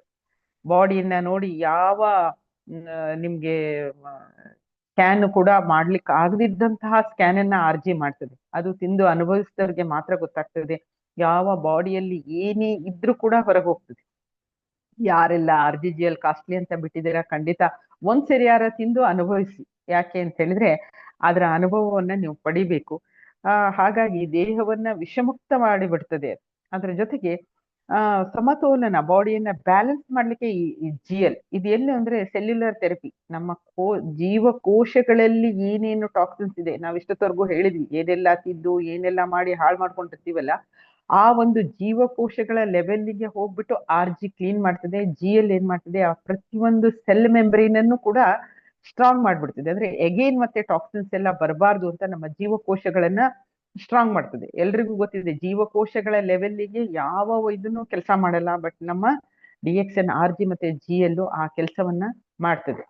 So ವೀಕ್ಷಣಾ ಸಿದ್ಧಾಂತ, ಅಬ್ಸರ್ವೇಷನ್ ಥಿಯರಿ, ಮಾನವ ದೇಹದ ಎಲ್ಲ ಆರೋಗ್ಯ ಸಮಸ್ಯೆಗಳು 2 ಮುಖ್ಯ ಕಾರಣಗಳಿಂದ ಉಂಟಾಗುತ್ತದೆ. ಇಷ್ಟೋ ತನಕ ಹೇಳಿದ್ವಿ ನಾವು. ಟಾಕ್ಸಿನ್ಸ್ ಅಂದ್ರೆ ಏನು, ವಿಷಕಾರಕ, ಕಣ್ಣಿಗೆ ಕಾಣಿಸೋದು, ಕಣ್ಣಿಗೆ ಕಾಣದೇ ಇರುವಂತದ್ದು.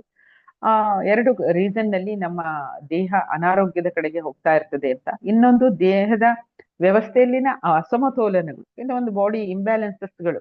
ನಾವು 60 kg ಇರ್ಬೇಕು, 100 kg ಇರ್ತೀವಿ, ಇಷ್ಟೇ ಇರ್ಬೇಕು. ನಮ್ಮ ಕೊಲೆಸ್ಟ್ರಾಲ್ ಇರ್ಬೋದು, ಗುಡ್ ಫ್ಯಾಟ್ ಇರ್ಬೋದು. ಕೆಲವೊಂದೆಲ್ಲ ನೋಡಿ, ನೀವು ಚೆಕ್ ಮಾಡಿದಾಗ ಬ್ಲಡ್ ಅಲ್ಲಿ ಟ್ರೈಗ್ಲಿಸರೈಡ್ ಇಷ್ಟಿರ್ಬೇಕು, ಅದು ಜಾಸ್ತಿ ಆಗ್ತದೆ. ಎಲ್ಲ ನಮ್ಮ ದೇಹಕ್ಕೆ ಒಳ್ಳೇದಲ್ಲ ಅದೆಲ್ಲ. ಸೊ ಆ ರೀತಿಯಲ್ಲಿ ನಾವೇನ್ ಮಾಡ್ತೀವಿ, ಇಂಬ್ಯಾಲೆನ್ಸ್ ಇನ್ ದ ಬಾಡಿ, ಅದು ಕೂಡ ನಮ್ಮನ್ನ ಅನಾರೋಗ್ಯದ ಕಡೆಗೆ ತಗೊಂಡು ಹೋಗ್ತದೆ. 2ನೇ ವೀಕ್ಷಣಾ ಸಿದ್ಧಾಂತ, ಸೆಕೆಂಡ್ ಅಬ್ಸರ್ವೇಷನ್ ಥಿಯರಿ, ಜ್ಞಾನೋಡ್ರಮ ಏನ್ ಮಾಡ್ತದೆ, ಇದು ವೆರಿ ಇಂಪಾರ್ಟೆಂಟ್ ಪಾಯಿಂಟ್ ನೋಡಿ. ಜ್ಞಾನೋಡ್ರಮ ದೇಹವನ್ನು ಬೆಂಬಲಿಸ್ತದೆ, ದೇಹವು ತನ್ನ ಆರೋಗ್ಯ ಸಮಸ್ಯೆಗಳನ್ನು ತಾನೇ ನಿಭಾಯಿಸಿಕೊಳ್ಳುತ್ತದೆ. ಇದನ್ನ ಅರ್ಥ ಮಾಡ್ಬೇಕು. ನಮ್ಗೇನಿಲ್ಲ ರೀ, ಯಾವ್ದ್ರಿ ಬೆಸ್ಟ್ ಡಾಕ್ಟ್ರು ಅಂತ ನಾವೆಲ್ಲರೂ ಮೀಟಿಂಗ್ ಅಲ್ಲಿ ಕೇಳಿದ್ರೆ, ಆ ಊರಲ್ಲಿ ಯಾರು ಬೆಸ್ಟ್ ಡಾಕ್ಟರ್ ಇದ್ದಾರೆ ಅವ್ರಿಗೆ ಹೇಳ್ತಾರೆ. ನೋಡಿ, ಫೂಲಿಶ್ನೆಸ್ ಅರ್ಥ ಅದು ಗೊತ್ತೇ ಇಲ್ಲ ಜನರಿಗೆ. Our body is A best doctor ಅಂತ ನಾವು ಹೇಳಿದ್ವಿ. ನೀವು ಯಾವುದೇ ಈ ಪಾಯಿಂಟ್ ನ ಕರೆಕ್ಟ್ ಆಗಿ ಅರ್ಥ ಮಾಡ್ಕೊಂಡ್ರೆ ಖಂಡಿತ ನೀವು DXN ಪ್ರಾಡಕ್ಟ್ ನ ಇವತ್ತೇ ಯಾರು ಏನು ತಿಂದಿಲ್ಲ ಅವರೆಲ್ಲರೂ ಯೂಸ್ ಮಾಡ್ತೀರಿ. ಬಾಡಿಯ ಒಂದು ಏನು ಇಮ್ಯುನಿಟಿ ಪವರ್ ಅಂತ ಇದೆಯಲ್ಲ, ಇದು ಗಾಡ್ ಗಿಫ್ಟ್. ಇದು ಹೀಲಿಂಗ್ ಪವರ್ ಇದೆಯಲ್ಲ, ಗುಣಪಡಿಸಿಕೊಳ್ಳುವಂತಹ ಶಕ್ತಿ, ಅದು ಕೂಡ ಗಾಡ್ ಗಿಫ್ಟ್. ನೋಡಿ, ನೀವೆಲ್ಲ ಮೆಡಿಸಿನ್ ತಿಂದವ್ರಿಗೆ ಲಾಸ್ಟಿಗೆ ಡಾಕ್ಟರ್ ಹೇಳ್ಬಿಡ್ತಾರೆ, ನಿಮ್ ಇಮ್ಯುನಿಟಿ ಕಡಿಮೆ ಆಗಿದೆ, ಹೀಲಿಂಗ್ ಪವರ್ ಕಡಿಮೆ ಆಗಿದೆ, ಆರಾಮ್ ಆಗ್ತಾ ಇಲ್ಲ ಅಂತ. ಈಗ ನೋಡಿ, ಡಯಾಬಿಟಿಕ್ ಬಂದಿರುತ್ತೆ, ಅವರಿಗೆ ಡಾಕ್ಟರ್ ಹತ್ರ ಹೋಗಿ ಹೋಗಿ ಹೋಗಿ ಯಾವುದೋ ಒಂದು ಗಾಯ ಆಗುತ್ತೆ, ಡಾಕ್ಟರ್ ಕಡೆಗೆ ಹೇಳ್ತಾರೆ, ಇಲ್ಲ ಇದು ಹೀಲಿಂಗ್ ಪವರ್ ಕಡಿಮೆ ಇರೋದ್ರಿಂದ ನಿಮ್ಗೆ ಆರಾಮ ಆಗ್ತಾ ಇಲ್ಲ. ತಪ್ಪು ಕಲ್ಪನೆ ನಿಮ್ಗೆಲ್ಲರಿಗೂ ಏನಿರುತ್ತೆ, ಡಾಕ್ಟರ್ ಮೆಡಿಸಿನ್ ಇಂದ ನನ್ನ ಗಾಯ ಗುಣ ಆಗ್ತಾ ಇರುತ್ತೆ ಅಂತ. ಖಂಡಿತ ಅಲ್ಲ, ಡಾಕ್ಟರ್ ಮೆಡಿಸಿನ್ ಇಂದ ಖಂಡಿತ ಅಲ್ಲ. ಡಾಕ್ಟರ್ ಮೆಡಿಸಿನ್ ಯಾಕೆ ಕೊಡ್ತಾ ಇರ್ತಾರೆ ಅಂತ ಹೇಳಿದ್ರೆ, ನಿಮ್ಗಲ್ಲಿ ಇನ್ಫೆಕ್ಷನ್ ಆಗ್ಬಾರ್ದು, ಅಥವಾ ಹೊರಗಿನಿಂದ ಯಾವುದೋ ಬ್ಯಾಕ್ಟೀರಿಯಾಸ್ ಇಂದ ಮತ್ತೇನೋ ಅದು ಜಾಸ್ತಿ ಉಲ್ಬಣ ಆಗ್ಬಾರ್ದು ಅಂತ ಕೊಡ್ತಾ ಇರ್ತಾರೆ. ಆದ್ರೆ ನಿಮ್ಮ ಗಾಯ ಆಗಿದೆ, ನಿಮ್ಗೀಗ ಬ್ಲೀಡಿಂಗ್ ಆಗ್ತಾ ಇದೆ, ಅದು ಸ್ಟಾಪ್ ಮಾಡೋದಿರ್ಬೋದು. ಈಗೆಲ್ಲ ಒಂದ್ ಕಡೆ ಗಾಯ ಮಾಡ್ಕೊಂಡ್ರೆ ಆ ಬ್ಲೀಡಿಂಗ್ ಸ್ಟಾಪ್ ಆಗೋದು ನಿಮ್ಮ ದೇಹದ ಒಂದು ರಕ್ಷಣಾ ವ್ಯವಸ್ಥೆಯಲ್ಲಿ ಅದಿದೆ, ಅದು ಕೂಡ್ಲೆ ನಮ್ಮ ಬ್ರೈನಿಗೆ ಸಂದೇಶ ಹೋಗ್ತದೆ. ಆ ಎನ್ಸೈಮ್ಸ್ ಎಲ್ಲ ಒಟ್ಟಾಗಿ ಏನ್ ಮಾಡ್ತದೆ, ನಿಮ್ಗೆ ಆ ಬ್ಲಡ್ ನ ಕ್ಲಾಟ್ ಆಗ್ತದೆ, ಕಂಟ್ರೋಲ್ ಆಗ್ತದೆ. ಅದ್ರ ಜೊತೆಗೆ ಏನು, ನೆಕ್ಸ್ಟ್ ನೀವು ಡಾಕ್ಟರ್ ಹತ್ರ ಹೋಗಿ ನೀವು ಅನ್ಕೊಂತೀರಾ ಡಾಕ್ಟರ್ ಮೆಡಿಸಿನ್ಸ್, ಈ ಆಯಿಂಟ್ಮೆಂಟು ಇದೆಲ್ಲ ನನ್ಗೆ ಆರಾಮ್ ಮಾಡ್ತಿದೆ. ಅಲ್ಲ, ಡಾಕ್ಟರ್ ಮೆಡಿಸಿನ್ ಆಯಿಂಟ್ಮೆಂಟ್ ಏನು ನೀವು ತಗೊಂಡ್ರು ಕೂಡ ಹೊರಗಿನಿಂದ ಇನ್ಫೆಕ್ಷನ್ಸ್ ಆಗಿ ಅದು ಜಾಸ್ತಿ ಆಗ್ಬಾರ್ದು ಅಂತ. ಆದ್ರೆ ನಿಮ್ಮೊಳಗಿರುವ ಹೀಲಿಂಗ್ ಪವರ್, ನಿಮ್ಮ ಇಮ್ಯುನಿಟಿ ಮಾತ್ರ ನಿಮ್ಮನ್ನ ಕಾಪಾಡ್ತಾ ಇರುತ್ತೆ. ನೀವ್ ಇದ್ರ ಬಗ್ಗೆ ತಿಳ್ಕೊಂಡ್ರಿ ಅಂದ್ರೆ ನಮ್ಮ ದೇಹಕ್ಕೆ ಇದೇ ದೊಡ್ಡ ಆಸ್ತಿ ಅಂತ ನಿಮ್ಗೆ ಗೊತ್ತಾಗ್ಬಿಡ್ತೈತೆ. ಅದನ್ನ ಎಷ್ಟು ಚೆನ್ನಾಗಿ ಇಟ್ಕೊಳ್ಬೇಕು ಅಂತ ನಿಮ್ಗೆ ಗೊತ್ತಾಗ್ತದೆ. ಇಲ್ಲ ಅಂತ ಹೇಳಿದ್ರೆ ನೀವೇನ್ ಮಾಡ್ತೀರಾ ಅಂತ ಹೇಳಿದ್ರೆ ಅದನ್ನೇ ನಂಬ್ತೀರಾ, ಆ ಮೆಡಿಸಿನ್ಗಳನ್ನೇ ನಂಬ್ತೀರಾ. ಹಾಗಲ್ಲ, ನಮ್ಮ ದೇಹವನ್ನ ನಾವು ಚೆನ್ನಾಗಿ ಇಟ್ಕೊಂಡಾಗ ಅವಾಗ ಏನಾಯ್ತು, ಆ ಗಾಯ ಗುಣ ಆಗ್ಲಿಕ್ಕೆ ನಿಮ್ಗೆ ಈಗ ಹಾಗೆ ನಾವು ಬೈ ಮಾಡೋದಾಗಿದ್ರೆ, ಮೆಡಿಸಿನ್ಸ್ ಇಂದ ನಾವು ಇದನ್ನ ಬೈ ಮಾಡೋದಾಗಿದ್ರೆ, ಯಾಕೆ ಡಯಾಬಿಟಿಕ್ನವ್ರಿಗೆಲ್ಲ ಗ್ಯಾಂಗ್ರೀನ್ ಆಗೋದು, ಆ ಗಾಯ ಗುಣ ಆಗದೆ ಇರೋದು ಯಾಕೆ ಆಗ್ತಾ ಇತ್ತು?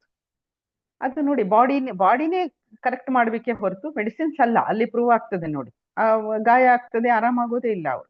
ಹಾಗಾಗಿ ನಮ್ಮ ದೇಹವನ್ನ ನಾವು ಏನ್ ಮಾಡ್ಬೇಕು ಅಂದ್ರೆ, ಎಷ್ಟು ಒಳ್ಳೇದಿದೆ ಅದನ್ನ ಕೊಟ್ಬಿಟ್ಟು, ಅದರ ಇಮ್ಯುನಿಟಿ ಪವರ್ ಇರ್ಬೋದು, ಹೀಲಿಂಗ್ ಪವರ್ ಇರ್ಬೋದು, ಪ್ರತಿಯೊಂದನ್ನು ಕೂಡ ನಾವು ಚೆನ್ನಾಗಿ ಇಟ್ಕೊಂಡಾಗ ನಮ್ಗೆ ರೋಗಗಳು ಬರೋದಿಲ್ಲ. ಸೊ ಈ ಒಂದು ಥಿಯರಿ ನಮಗ್ ಗೊತ್ತಾದಾಗ ನಾವು ಏನ್ ಮಾಡ್ತೀವಿ, ಜ್ಞಾನೋಡ್ರಮವನ್ನ ಖಂಡಿತ ನಾವು ತಿಂತೀವಿ, ಬೇರೆಯವ್ರಿಗೆ ಹೇಳ್ತೀವಿ. ಸೊ ಹಾಗಾಗಿ ABC ನಿಯಮ ಅಂತ ಹೇಳಿದ್ರು. ABC ನಿಯಮ ಏನು, 3ನೇ ವೀಕ್ಷಣಾ ಸಿದ್ಧಾಂತ, ಥರ್ಡ್ ಅಬ್ಸರ್ವೇಷನ್ ಥಿಯರಿ. ಪ್ರತಿಕ್ರಿಯೆ ದೇಹದಿಂದ ಆಗುತ್ತಿದೆಯೇ ವಿನಃ ಜ್ಞಾನೋಡ್ರಮದಿಂದ ಅಲ್ಲ. ನೋಡಿ, RGGL ಕೊಟ್ಟಾಗ ನಾವ್ ಹೇಳಿದ್ವಿ, ಅತಿಯಾದ ಬೆವರು, ಅತಿಯಾದ ಏನೋ ಲೂಸ್ ಮೋಷನ್, ಅಥವಾ ಕಫ ಆಯ್ತು, ಅಥವಾ ಮತ್ತೇನೋ ಒಂದು, ಇಟ್ ಡಿಪೆಂಡ್ಸ್ ಬಾಡಿ ನೇಚರ್. ಅವ್ರು ಏನ್ ತಿಂದಿದ್ದಾರೆ, ಅವ್ರ ಜೀವನ ಶೈಲಿ ಹೇಗಿದೆ ಏನಿದೆ ನಮಗ್ ಗೊತ್ತಿರುವುದಿಲ್ಲ. ಅದು ನಾವೇನ್ ಅವ್ರೇನ್ ಅನ್ಕೊಂಡ್ಬಿಡ್ತಾರೆ, ನೀವು ನೀವೇನೋ ತಂದು ಕೊಟ್ರಲ್ಲ ಅದರಿಂದ ಸ್ಟಾರ್ಟ್ ಆಗಿದೆ ರೀ, ನಾವ್ ಅವರಿಗೆ ಗೊತ್ತೇ ಇಲ್ಲ. ಅದಲ್ಲ, ಅವರ ದೇಹದಿಂದ ಪ್ರತಿಕ್ರಿಯೆ, ದೇಹ ಅವ್ರ ಬಾಡಿಯಿಂದನೇ ಅವರದ್ದೇ ಪ್ರಾಬ್ಲಮ್, ಅದಕ್ಕೋಸ್ಕರ ಆಗಿದೆ, ಜ್ಞಾನೋಡರ್ಮದಿಂದ ಅಲ್ಲ. ಜ್ಞಾನೋಧರ್ಮ ಅರಿವಾಗುವಂತೆ ಹಾಗೂ ಅರಿವಾಗದಂತೆ ದೇಹದ ಮೇಲೆ ಪರಿಣಾಮವನ್ನು ಉಂಟು ಮಾಡುತ್ತದೆ. ಏನು ಅಂದ್ರೆ ನಿಮ್ಗೆ ಗೊತ್ತಿಲ್ಲದೇನೂ ಕೂಡ ಎಲ್ಲಾ ಕ್ಲೀನಿಂಗ್ ಪ್ರಾಸೆಸ್ ಇರಬಹುದು, ನಿಮ್ಮ ದೇಹದಲ್ಲಿ ಇಮ್ಯುನಿಟಿ ಹೆಚ್ಚಾಗುವಂತೆ ಇರಬಹುದು, ಎಲ್ಲವನ್ನೂ ಜ್ಞಾನೋಧರ್ಮ ನಿಮ್ಗೆ ಗಮನಕ್ಕೆ ಬರಬಹುದು, ಗಮನಕ್ಕೆ ಬಾರದೇನೂ ಇರಬಹುದು ಅಂತ ಹೇಳ್ತಾ ಇದ್ದಾರೆ. ಪ್ರತಿಕ್ರಿಯಾ ಶಾಸ್ತ್ರ, ರಿಫ್ಲೆಕ್ಸಾಲಜಿ ಏನು ಅಂತ ಹೇಳಿದ್ರೆ ಭೌತಿಕವಾಗಿ ಅಂತ ಹೇಳಿದ್ರೆ ಫಿಸಿಕಲಿ ನೀವು ಏನು ಅಂತ ಹೇಳಿದ್ರೆ ನಿಮ್ಗೆ ಏನಾದ್ರೂ ತೊಂದರೆಗಳು ಕಾಣಿಸ್ಕೊಳ್ಬಹುದು. ಅತಿಯಾದ ಬೆವರು, ಆಮೇಲಿಂದ ಏನೋ ಸ್ವೆಲ್ಲಿಂಗು ಬರಬಹುದು, ಅಥವಾ ಅತಿಯಾಗಿ ನಿಮ್ಮ ದೇಹ ಎಷ್ಟು ರಿಫ್ಲೆಕ್ಷನ್ಸ್ ನ ತೋರ್ತಾ ಇದೆ ಅಷ್ಟು ನಿಮ್ಮ ದೇಹ ಹಾಳು ಮಾಡ್ಕೊಂಡಿದ್ದೀರಾ ಅಂತಾನೆ ಲೆಕ್ಕ. ಅದು ಬಂದ್ರೆ ಅದು ಒಳ್ಳೇದು, ಅದು ಹೊರಗಡೆ ಹೋಗ್ತಾ ಇದೆ. ಭಾವನಾತ್ಮಕವಾಗಿ ಕೂಡ ಆಗ್ತದೆ ಅಂತ ಹೇಳಿದ್ರು. ಭಾವನಾತ್ಮಕವಾಗಿ ಎಮೋಷನಲ್ ಆಗಿ ಕೂಡ ಏನೋ ಅತಿಯಾಗಿ ದುಃಖ ಆಗ್ಬೋದು ಅವರಿಗೆ. ಹಾಗಾಗಿ ಆ ಎಮೋಷನಲಿನೂ ಕೂಡ ನಮ್ಗೆ RGGL, ನಾವು ಆವಾಗ್ಲೇ ಹೇಳಿದ್ವಿ, ನೀವು RGGL ನ ತಗೊಂಡಾಗ ಕಂಟಿನ್ಯೂಸ್ ಆಗಿ ಯೂಸ್ ಮಾಡಿದಾಗ ನೀವೇನಾಗಿರ್ತೀರಾ, ಮೈಂಡ್ ಮೇಲೂ ಕೂಡ ಜ್ಞಾನೋಧರ್ಮ ಕೆಲಸ ಮಾಡ್ತದೆ. ನಾಟ್ ಓನ್ಲಿ ಬಾಡಿ, ನಿಮ್ಮ ಮೈಂಡ್ ಇನ್ನು ಕೂಡ ಕರೆಕ್ಟ್ ಆಗಿ ಇಡ್ತದೆ. ನೋವಿನ ಪ್ರತಿಕ್ರಿಯೆಗಳು ಕೂಡ ಕಂಡು ಬರಬಹುದು. ನೋವಿನ ಪ್ರತಿಕ್ರಿಯೆ, ಯಾರಿಗೋ ಏನೋ ಪ್ರಾಬ್ಲಮ್ ಇದೆ ಅಂತ ಕೊಟ್ಟಿರ್ತೀರಾ, ನೀವು ಹೆದರ್ಕೊಂಡ್ಬಿಡ್ತೀರಾ ಕರೆಕ್ಟ್ ಆಗಿ ಗೊತ್ತಿಲ್ಲ ಅಂದ್ರೆ, ಆ ನೋವೇನೋ ಸ್ವಲ್ಪ ಹೆಚ್ಚಾಗ್ಬೋದು. ಹೆಚ್ಚಾದಾಗ ಒಂದ್ ದಿನನೋ 2 ದಿನನೋ ಗ್ಯಾಪ್ ಮಾಡಿ ಮತ್ತೆ ಪುನಃ ತಗೊಳ್ಳಿ ಅಂತ ಹೇಳ್ಬೋದು. ಅದೇ ನಮ್ಗೆ ಸರಿಯಾಗಿ ಗೊತ್ತಿಲ್ಲ ಅಂತ ಹೇಳಿದ್ರೆ ಎಲ್ಲ ಇದನ್ನ ತಗೊಂಡೆ ಆಯ್ತು ಅಂತ ಆಗ್ಬಿಡುತ್ತೆ. ಅದಕ್ಕೋಸ್ಕರ ಇದನ್ನ ನಾವು ಕರೆಕ್ಟ್ ಆಗಿ ತಿಳ್ಕೊಬೇಕು. 4ನೇ ವೀಕ್ಷಣಾ ಸಿದ್ಧಾಂತ ಏನು ಅಂತ ಹೇಳಿದ್ರೆ, ಪ್ರಮಾಣ ಅದೇ, ಸನ್ನಿವೇಶ ಯಾವುದೇ ಇದ್ದರೂ ಕೂಡ ಪ್ರಮಾಣ, ಯಾವ ಪ್ರಮಾಣದಲ್ಲಿ ಇದನ್ನ ತಗೊಳ್ಬೇಕು. ನೋಡಿ, ಡಾಕ್ಟರ್ ಎಲ್ಲ ಡೋಸ್ ಎಷ್ಟು ಬೇಕಾದ್ರೂ ತಿನ್ನಬಹುದು ಇದನ್ನ, ಆದ್ರೆ ಡಾಕ್ಟರ್ಗೆ ಮೆಡಿಸಿನ್ಗೆ ಮಾತ್ರ ಡೋಸ್ ಇದೆ. ಬೆಳಿಗ್ಗೆ ಎಷ್ಟು ತಗೊಳ್ಳಿ, ಮಧ್ಯಾಹ್ನ ಎಷ್ಟು ತಗೊಳ್ಳಿ, ರಾತ್ರಿ ಎಷ್ಟು ತಗೊಳ್ಳಿ, ಇಷ್ಟೇ ತಗೊಳ್ಳಿ, ಅರ್ಧ ತಗೊಳ್ಳಿ, ತಗೊಂಡ್ರೆ ತೊಂದರೆ ಆಗ್ತದೆ ಅಂತ. ಆದ್ರೆ ನಮ್ಮ ಜ್ಞಾನೋಧರ್ಮವನ್ನ ನಾವು ಎಷ್ಟು ಬೇಕಾದ್ರೂ ತಗೊಳ್ಬಹುದು, ಆದ್ರೂ ಕೂಡ ಫಸ್ಟ್ ಸ್ಟಾರ್ಟಿಂಗ್ ಅಲ್ಲಿ ನಮ್ಗೇನು ಗೊತ್ತಿರುವುದಿಲ್ಲ, ಅವರು ಎಷ್ಟರ ಮಟ್ಟಿಗೆ ಅವರು ಟಾಕ್ಸಿನ್ಸ್ ಇದೆ, ಎಷ್ಟರ ಮಟ್ಟಿಗೆ ಅವರು ಹೆಲ್ತ್ ಅನ್ನ ರಕ್ಷಣೆ ಮಾಡ್ಕೊಂಡಿದ್ದಾರೆ ಅಂತ. ಅವಾಗ 1, 2, 4, 6ರ ಮಾರ್ಗ ಸಾಮಾನ್ಯ ಸ್ವಾಸ್ಥ್ಯಕ್ಕಾಗಿ, ಸಾಮಾನ್ಯವಾಗಿ ಆರಾಮಾಗಿರೋರು, ನಾನು ಇನ್ನೂ ಹೆಲ್ದಿ ಆಗಿರ್ಬೇಕು, ನನಗೆ ಯಾವುದೇ ರೋಗಗಳು ಬೇಡ ಅನ್ನೋರು 1ನೇ ವಾರ 1 ಪೇರ್, 1 RG 1 GL, 2ನೇ ವಾರ 2, 3ನೇ ವಾರ 4 ಜೊತೆ, ಆ 4ನೇ ವಾರ 6. ಯಾವುದೇ ಪ್ರತಿಕ್ರಿಯೆ ಇಲ್ಲದೆ ಇದ್ರೆ, ಏನು ಪ್ರತಿಕ್ರಿಯೆನೇ ಬರ್ತಾ ಇಲ್ಲ, ನಂಗೆ ತಿಂದು ಏನು ಅನಿಸ್ತಾನೆ ಇಲ್ರಿ ಇದನ್ನ ಅಂದಾಗ ನೀವೇನ್ ಮಾಡ್ಬೇಕು, ಕ್ರಮೇಣ ಪ್ರಮಾಣವನ್ನ ಸ್ವಲ್ಪ ಹೆಚ್ಚು ಮಾಡಬೇಕು. ನಿರ್ವಹಿಸಬಲ್ಲ ಸನ್ನಿವೇಶವಿದೆ. ನಿರ್ವಹಿಸಬಲ್ಲ ಅಂದ್ರೆ ನೋಡಿ, ಕೆಲವೊಬ್ರಿಗೆ ಈಗ ನೀವು ಕೊಟ್ಟಿರ್ತೀರಾ, ಅತಿಯಾಗಿ ಬೆವರು ಹೋಗ್ತಾ ಇದೆಯಾ, ಅತಿಯಾಗಿ ಲೂಸ್ ಮೋಷನ್, ಯಾವುದೇ ತರ ಲೂಸ್ ಮೋಷನ್ ಆಗಿ ನೀವು ಡಾಕ್ಟರ್ಗೆ ಅಡ್ಮಿಟ್ ಮಾಡೋ ತರ ಖಂಡಿತ ಆಗೋದಿಲ್ಲ. ಅದು ನಿಮ್ಗೇನೋ ಬೇರೆ ಇನ್ಫೆಕ್ಷನ್ಸ್ ಇಂದ ಆದಾಗ ಆಗತ್ತಲ್ಲ, ಆ ರೀತಿ ಆಗಲ್ಲ ಇದು. ಇದರಲ್ಲಿ ಸುಸ್ತಾಗಿರೋದಿಲ್ಲ ಅವ್ರು, ಆದ್ರೆ ನಮ್ಗೆ ಗೊತ್ತಿರ್ಬೇಕದು. ಹಾಗಾಗಿ ನಿರ್ವಹಿಸಬಲ್ಲ ಸನ್ನಿವೇಶ ಅಂತ ಹೇಳಿದ್ರೆ ಅವ್ರಿಗೆ ತಡ್ಕೊಳ್ಳೋಷ್ಟು ಇದ್ರೆ ನಾವೇನ್ ಮಾಡ್ಬೇಕು, ಆ ಒಂದು ಇದನ್ನೇ ಕಂಟಿನ್ಯೂ ಮಾಡ್ಬೇಕು. ಅದರ್ವೈಸ್ ಏನ್ ಮಾಡ್ಬೇಕು ಅಂತ ಹೇಳಿದ್ರೆ, ಅದೇ ಪ್ರಮಾಣವನ್ನ ಮುಂದುವರಿಸ್ಬೇಕು. ಅಥವಾ ನಿರ್ವಹಿಸ್ಲಿಕ್ಕೆ ಸಾಧ್ಯ ಇಲ್ಲ ಅಂದಾಗ ಅದನ್ನ ನಿಲ್ಲಿಸಿ 1-2 ದಿನ ಗ್ಯಾಪ್ ಮಾಡಿ, ಅಥವಾ ಡೋಸನ್ನ ಸ್ವಲ್ಪ ಕಡಿಮೆ ಮಾಡಿ. ಇದೇ ಜ್ಞಾನೋಥೆರಪಿ. ನೀವು ಕೊಟ್ಟಾಗ ನೀವೇನಾಗ್ತದೆ ಅಂತ ಹೇಳಿದ್ರೆ ರಿಫ್ಲೆಕ್ಷನ್ಸ್ ಬರ್ತದೆ. ರಿಫ್ಲೆಕ್ಷನ್ಸ್ ಬಂದಿದ್ದನ್ನ ತಡ್ಕೊಳ್ಳೋ ಹಾಗಿದ್ರು ಅಂತ ಹೇಳಿದ್ರೆ ಇಟ್ಸ್ ಓಕೆ. ತಡ್ಕೊಳ್ಳಿಕ್ಕೆ ಆಗ್ಲಿಲ್ಲ ಅಂದ್ರೆ 1-2 ದಿನ ಗ್ಯಾಪ್ ಮಾಡಿ, ಅಥವಾ ಡೋಸನ್ನ ಸ್ವಲ್ಪ ಆ ಒಂದೇನು ತಗೊಳ್ಳೋ ಇದನ್ನ ಹೇಳಿರ್ತೀರಾ ಅದನ್ನ ಸ್ವಲ್ಪ ಕಡಿಮೆ ಮಾಡಿ, ನಂತರ ನೋಡಿ ಬಾಡಿಗೆ ಅಡ್ಜಸ್ಟ್ ಆಗ್ತದೆ, ಆರಾಮಾಗಿರ್ತಾರೆ. ಸೊ ನಿರ್ವಹಿಸಲಾಗದ ಸನ್ನಿವೇಶವಿದ್ದರೆ ಪ್ರಮಾಣವನ್ನು ಅರ್ಧಕ್ಕೆ ಇಳಿಸಿ. ನೋಡಿ, ಹೇಳಿದ್ದಾರೆ ಅರ್ಧ. ಅವ್ರಿಗೆ ತುಂಬಾನೇ ರಿಫ್ಲೆಕ್ಷನ್ ಬಂದ್ಬಿಡ್ತು ಅಂತ ಹೇಳಿದ್ರೆ ನಾವೇನ್ ಮಾಡ್ಬೇಕು, ಕೊಟ್ಟಿದ್ದನ್ನ ಸ್ವಲ್ಪ ಕಡಿಮೆ ಮಾಡ್ಬೇಕಿತ್ತು. ಪ್ರಮಾಣಕ್ಕಿಂತಲೂ ಸಮಯವೇ ಮುಖ್ಯ ಅಂತ ಹೇಳಿದ್ರು. ಯಾವುದೇ ಪ್ರಮಾಣ ಅಲ್ಲ ಇಲ್ಲಿ, ಸಮಯವೇ ಮುಖ್ಯ ಆಗ್ತದೆ. ಟೈಮ್ ಬೇಕಾದಕ್ಕೆ, ಬಾಡಿಯನ್ನ ಕ್ಲೀನ್ ಮಾಡೋದಿರ್ಬೋದು, ನಿಮ್ಮ ಇಮ್ಯುನಿಟಿಯನ್ನ ಹೆಚ್ಚು ಮಾಡೋದಿರ್ಬೋದು, ಟೈಮ್ ಬೇಕಾಗ್ತದೆ. ಒಂದೇ ಸರಿಗೆ ಡಾಕ್ಟರ್ ಮೆಡಿಸಿನ್ ತರ ಇದನ್ನ ಕಂಪೇರ್ ಮಾಡ್ಬಿಟ್ಟು ಇಮಿಡಿಯೇಟ್ ರಿಸಲ್ಟ್ ಬೇಕು ಅಂತಾರೆ ಜನ. ಸೊ ನಮ್ದು ಬರೀ ನಿಮ್ಮ ಕಾಯಿಲೆ ಹೋಗೋದಷ್ಟೇ ಅಲ್ಲ, ಫುಲ್ ನಿಮ್ಮ ಹೋಲ್ ಬಾಡಿಯನ್ನ ರಕ್ಷಣೆ ಮಾಡ್ತದೆ ಅಂತ ನಾವು ಹೇಳ್ಬೇಕು. ಹೋಲ್ ಬಾಡಿಗೆ ನಿಮ್ಗೇನು ಅಂತ ಹೇಳಿದ್ರೆ ಕಂಪ್ಲೀಟ್ ಆಗಿ ಬೇರೆ ಇನ್ಯಾವುದೋ ಕಾಯಿಲೆಗಳು ಬರೋದಿದ್ರು ಕೂಡ ನಮ್ಮ RGGL ಸರಿ ಮಾಡ್ತದೆ ಅಂತ ಹೇಳ್ಬಿಟ್ಟು. ಆಮ್ಲೀಯ ವರ್ಸಸ್ ಪ್ರತ್ಯಾಮ್ಲೀಯ ಅಂತೇಳಿ, ಅಸಿಡಿಕ್ ಅಂಡ್ ಅಲ್ಕಲೈನ್ ಥೇರಿ ನಮ್ದು. ಏನಿದು, ಮಾನವ ದೇಹಕ್ಕೆ 4 ಮತ್ತು 1ರ ಪ್ರಮಾಣದಲ್ಲಿ ಪ್ರತ್ಯಾಮ್ಲೀಯ ಹಾಗೂ ಆಮ್ಲೀಯ ಆಹಾರದ ಅಗತ್ಯ ಇದೆ. ನೋಡಿ, 4 ನಾವೇನ್ ಮಾಡ್ಬೇಕು ಅಂತ ಹೇಳಿದ್ರೆ ಅಲ್ಕಲೈನು ಒಂದು ಅಸಿಡಿಕ್ ಅಂತ ಇದೆ. ಆದ್ರೆ ಇವತ್ತಿನ ಮಾಡರ್ನ್ ಲೈಫ್ ಸ್ಟೈಲ್ ಅಲ್ಲಿ ಏನಾಗಿದೆ, ಎಲ್ಲ ವಿರುದ್ಧವಾಗಿಬಿಟ್ಟಿದೆ. ಆಮ್ಲೀಯ ಆಹಾರಗಳನ್ನೇ ನಾವು ಜಾಸ್ತಿ ತಗೊಳ್ತಾ ಇದೀವಿ. ಆಮ್ಲೀಯ ಆಹಾರಗಳಂದ್ರೆ ಏನು? ಎಲ್ಲ ನಾನ್ ವೆಜ್ ಇರ್ಬೋದು, ಸಾಫ್ಟ್ ಡ್ರಿಂಕ್ಸ್ ಇರ್ಬೋದು, ಬೇಕರಿ ಫುಡ್ಸ್ ಇರ್ಬೋದು, ಈ ನಾರ್ತ್ ಇಂಡಿಯನ್ ಏನೋ ರಸ್ತೆ ಬದಿಯ ಎಲ್ಲ ಇದೆ ಅಲ್ವಾ, ಅದನ್ನೆಲ್ಲ. ಸೊ ಹಾಗಾಗಿ ಪ್ರತ್ಯಾಮ್ಲೀಯ ಆಹಾರಗಳನ್ನ ಏನು ಅಂತ ಹೇಳಿದ್ರೆ ನಮ್ಗೆ ಅಲ್ಕಲೈನ್ ಆ ಫುಡ್ಸ್ ಯಾವ್ಯಾವುದು ಅಂತ ಹೇಳಿದ್ರೆ ಒಳ್ಳೆಯ ಗ್ರೀನ್ ತರಕಾರಿಗಳನ್ನ ತಿನ್ನುವಂಥದ್ದು, ಗೋಧಿ, ಜೋಳ, ಮಿಲೆಟ್ ಇವೆಲ್ಲ ಇದೆ, ಸಿರಿಧಾನ್ಯಗಳಿದೆ. ಇವನ್ನೆಲ್ಲ ನಾವು ಬಳಸ್ಬೇಕು. ನಾವು ಎಷ್ಟರ ಮಟ್ಟಿಗೆ ಬಳಸ್ತಾ ಇದ್ದೀವಿ ಡೈಲಿ ನಮ್ಮ ಫುಡ್ ಚಾರ್ಟ್ ಅಲ್ಲಿ, ನಮ್ಮ ಮೆನು ಅಲ್ಲಿ ಏನೇನಿದೆ, ಏನೇ ತಿನ್ನಿ ನೀವು ಅದ್ರ ಬಗ್ಗೆ ಸ್ವಲ್ಪ ಗಮನ ಇರಬೇಕು. ಸೊ ಹಾಗಾಗಿ ನಮ್ಮ RGG ಅಲ್ಲಿ ಏನಾಗ್ತದೆ ಅಂತ ಹೇಳಿದ್ರೆ ನಿಮ್ಗೆ ಪ್ರತಿಯೊಂದು ಕೂಡ ಅಲ್ಕಲೈನ್ ಇದೆ ಎಲ್ಲ. ಪ್ರತ್ಯಾಮ್ಲೀಯ ಆಹಾರಗಳು RGG ಅಲ್ಲಿ ಇರ್ಬೋದು, ಟೀ, ಕಾಫಿ, ಸ್ಪೆರುಲಿನಾ, ಮೊರೆನ್ಜಿ ಎಲ್ಲವೂ ಕೂಡ ನಮ್ದು ಪ್ರತ್ಯಾಮ್ಲೀಯ ಆಹಾರಗಳು. ಇವುಗಳನ್ನ ನಾವು ಸೇವಿಸ್ಬೇಕು. ಇದು ಎನ್ಸೈಮ್ ಥಿಯರಿ ಅಂತ ನಮ್ದು 4 ಥಿಯರಿಗಳು ಇದ್ರೊಳಗೆ, ಆಮ್ಲೀಯ ಮತ್ತೆ ಪ್ರತ್ಯಾಮ್ಲೀಯ, acidic and alkaline theory, next ಮತ್ತೆ ಎನ್ಸೈಮ್ ಥಿಯರಿ. ಎನ್ಸೈಮ್ ಥಿಯರಿ ಒಳಗೇನು ಮಧುಮೇಹ ಒಂದು ಸಮಸ್ಯೆ ಅಲ್ಲ ನೋಡಿ, ಹೇಳಿದ್ರು ಆಹಾರವೇ ಸಮಸ್ಯೆ, ನಮ್ಮ ಫುಡ್ ಸ್ಟೈಲು ಇದರಿಂದನೇ ನಾವು ಇದನ್ನ ತಂದುಕೊಂಡಿರ್ತೀವಿ ಅಂತ. ಮಧುಮೇಹದ ಸಮಸ್ಯೆ ಉಂಟಾಗುವುದು ಮೇದೋಜೀರಕ ಗ್ರಂಥಿಯ ಸಮಸ್ಯೆಯಿಂದ, ಪ್ಯಾಂಕ್ರಿಯಾಸ್ನ ಸಮಸ್ಯೆಯಿಂದ ಇದು ಬಂದಿರ್ತದೆ ಅಂತ ಹೇಳ್ತಾರೆ. ಜೀರ್ಣಕ್ರಿಯೆ ಸಮಸ್ಯೆಯಿಂದ ಆಗುವುದು ನೋಡಿ, ಡೈಜೆಷನ್ ಪ್ರಾಪರ್ ಆಗಿ ಇಲ್ದಾಗ ನಮ್ಗೆ ಡಯಾಬಿಟಿಕ್ ಆಗ್ತದೆ ಅಂತ. ಈ ಸಮಸ್ಯೆ ಎಲ್ಲಿ ಬರ್ತದೆ? ಈ ಡೈಜೆಷನ್ ಸಮಸ್ಯೆ ಎಲ್ಲಿ ಬಂತು ಅಂದ್ರೆ ಆಹಾರ ನೀವು ತಿನ್ನಂತ ಆಹಾರನೇ ಸರಿಯಾಗಿ ಇಲ್ಲ.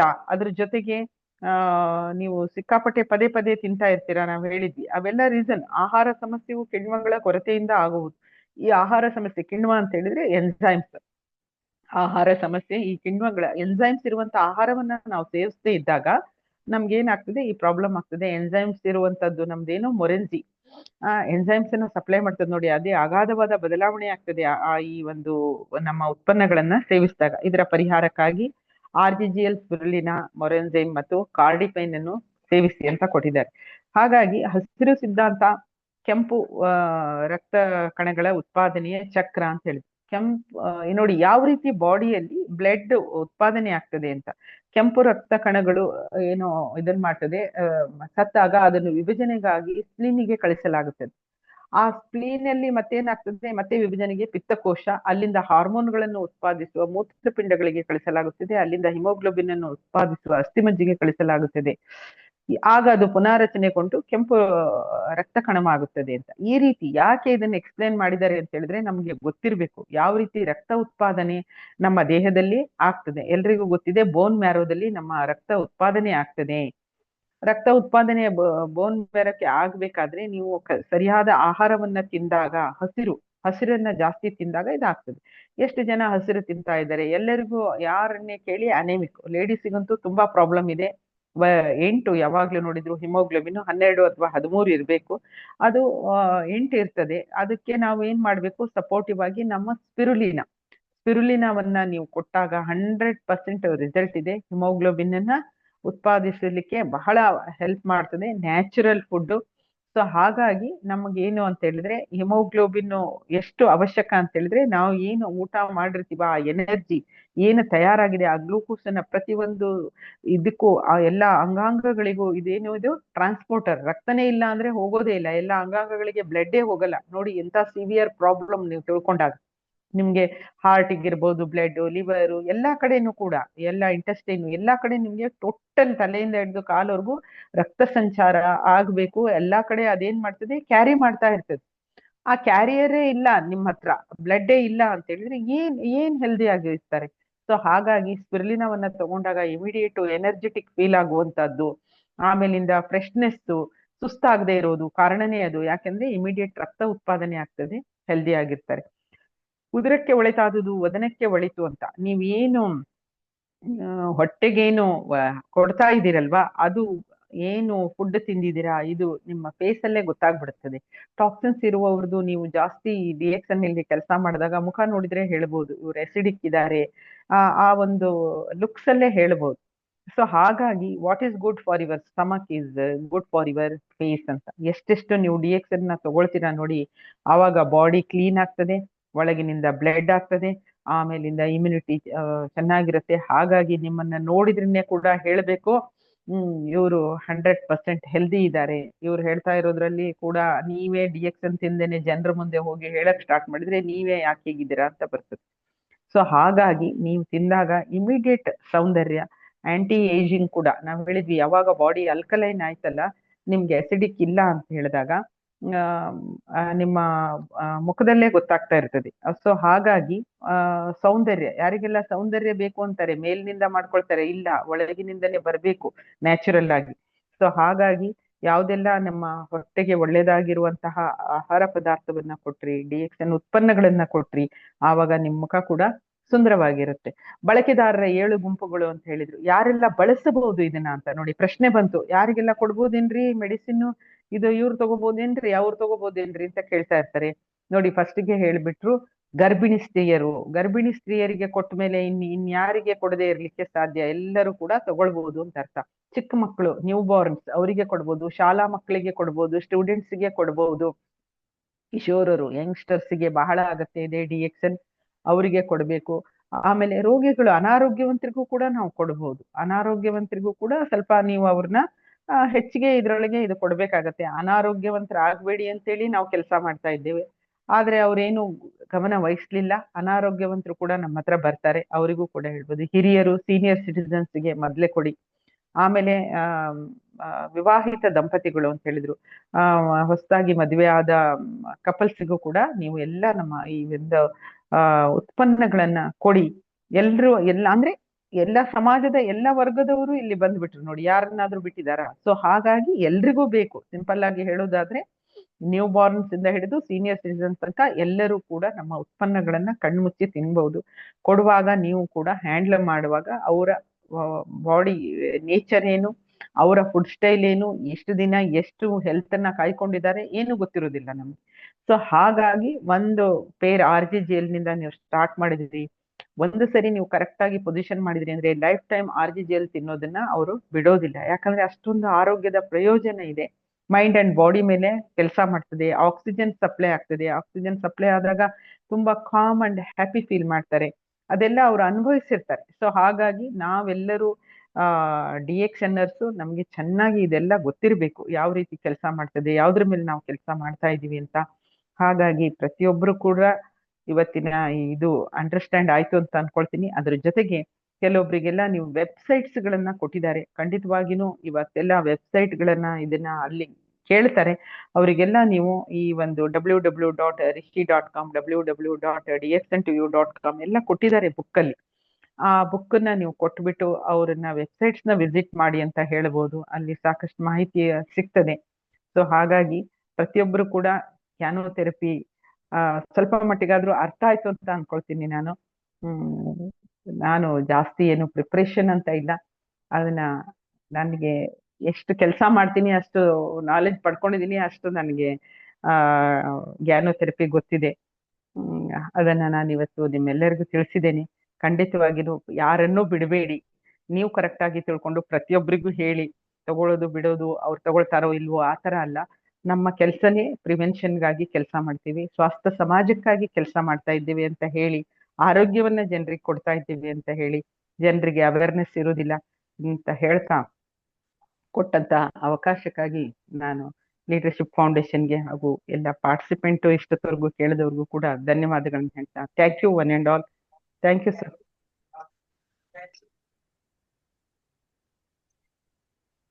Okay, thank you madam.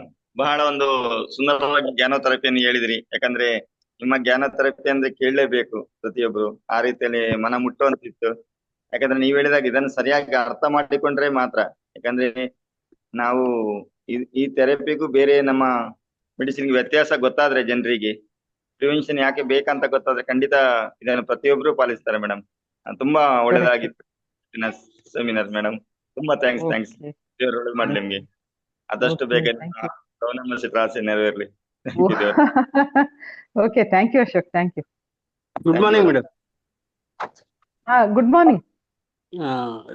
Super session ಆಯ್ತು ಇವತ್ತಿಂದು. ನಾನು ನೀವು ಎಲ್ಲ ಯಾರ್ಯಾರು ಇಲ್ಲಿ ಜಾಯಿನ್ ಆಗಿರ್ತೀರಾ ಅವರಿಗೆ ನಾನು ಹೇಳೋದಿಷ್ಟೇನೆ, ಇವರು ಈಗ ಶೈಲಾ ಮೇಡಮ್ ಅವರು ಏನು ಸ್ಪೀಚ್ ಮಾಡಿದ್ರು ಎಲ್ಲ ನಮ್ಮ ಕಂಪನಿಯ ಮಾಡೆಲ್ಸ್ ಇದೆ 6. ಆ ಮಾಡೆಲ್ಸ್ ಪ್ರಕಾರ ನಾವು ಹೇಳಿರ್ತೀವಿ ನಿಮ್ಗೆ.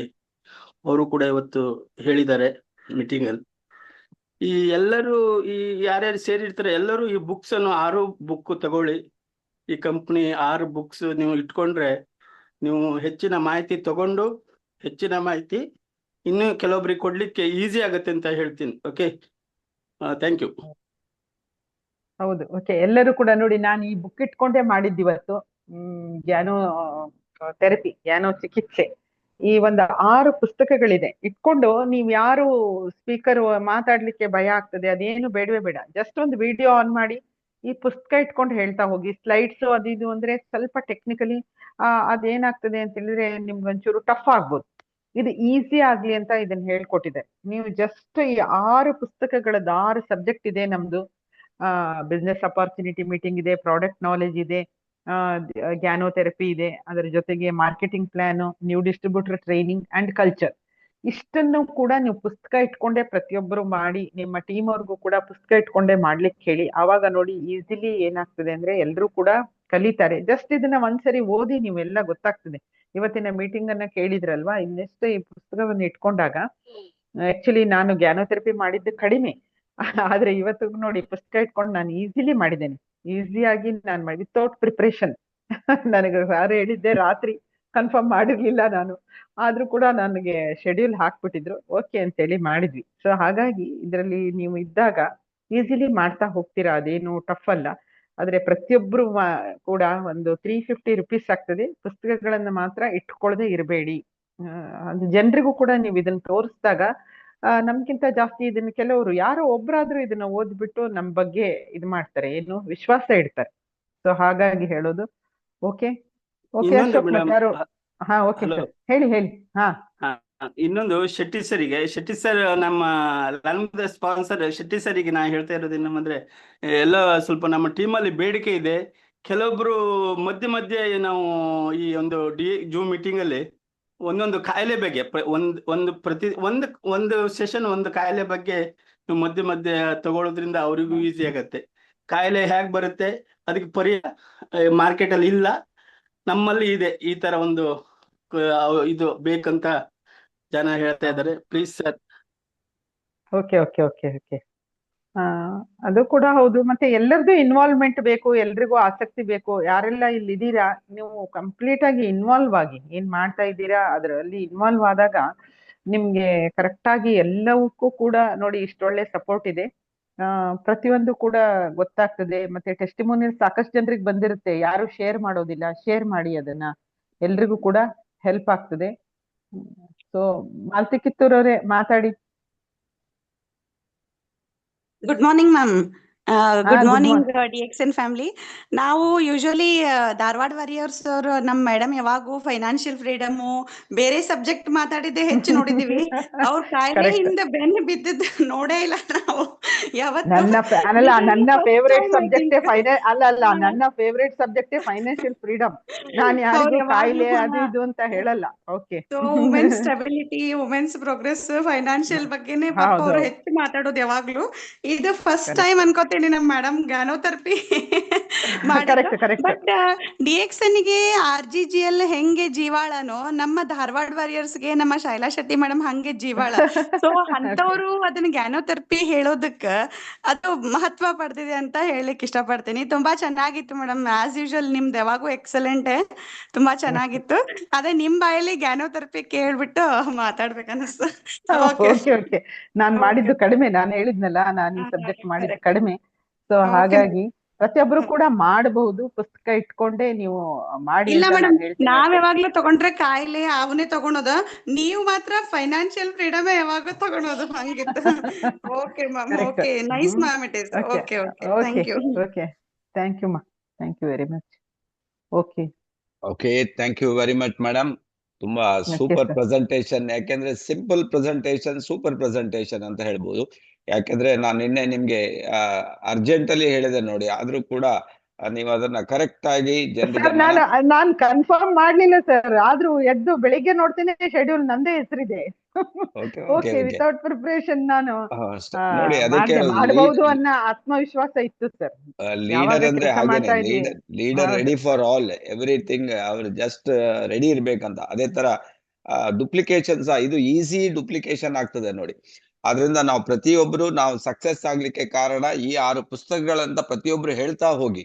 ಯಾರೆಲ್ಲ ನೀವು ಅದನ್ನೇ ಹೇಳ್ತಾ ಹೋದಾಗ ಜನ ಅದನ್ನೇ ಫಾಲೋ ಮಾಡ್ಲಿಕ್ಕೆ ಶುರು ಮಾಡ್ತಾರೆ.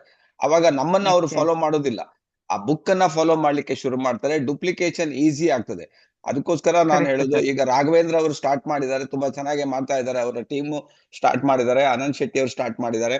ಸೊ ಈಸಿ ಆಗ್ತಾ ಇದೆ ನೋಡಿ, ಪಿಕಪ್ ಆಗ್ತಾ ಇದೆ. ಸೊ ಅದರಿಂದ Correct. ಪ್ರತಿಯೊಬ್ಬರಿಗೂ ನಾನು ಹೇಳೋದು, ಸ್ಲೈಡ್ ಓನ್ಲಿ ಟ್ರೈನಿಂಗ್ ಅಲ್ಲಿ ಸ್ಲೈಡ್ ತರೋಣ, ಓನ್ಲಿ ಟ್ರೈನಿಂಗ್ ಅಲ್ಲಿ ಸ್ಲೈಡ್ ಇರ್ಲಿ. ಯಾಕಂದ್ರೆ ಉಳಿದ ಟೈಮ್ ಅಲ್ಲಿ ನಾವು ಈ 6 ಸಬ್ಜೆಕ್ಟ್ ಅನ್ನ ಥರೋ ಆಗ್ಬಿಟ್ರೆ ಎಲ್ಲರೂ ಈಸಿಯಾಗಿ ಪ್ರೆಸೆಂಟೇಶನ್ ಮಾಡ್ಲಿಕ್ಕೆ ಸಾಧ್ಯ ಆಗ್ತದೆ.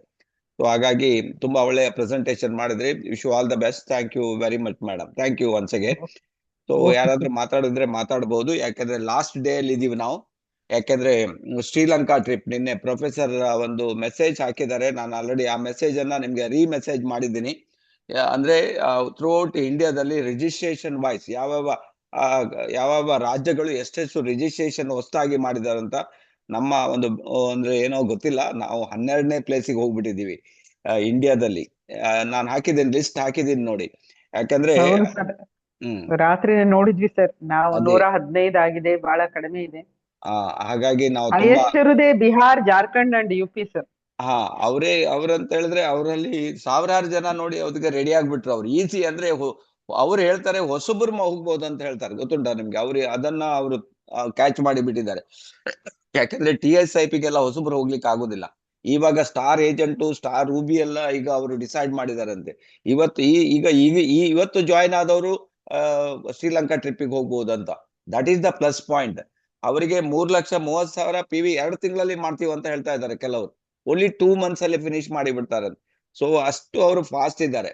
ಸೊ ಹಾಗಾಗಿ ನಾವು ಎಲ್ಲೋ ಒಂದ್ ಕಡೆ ಸ್ವಲ್ಪ ಬ್ಲಾಕ್ ಆಗಿದ್ದೀವಿ. ಅದರಿಂದ ನಾವು ಆ ಬ್ಲಾಕ್ ಇಂದ ನಾವು ಹೊರಗೆ ಬರ್ಬೇಕಾಗಿದೆ.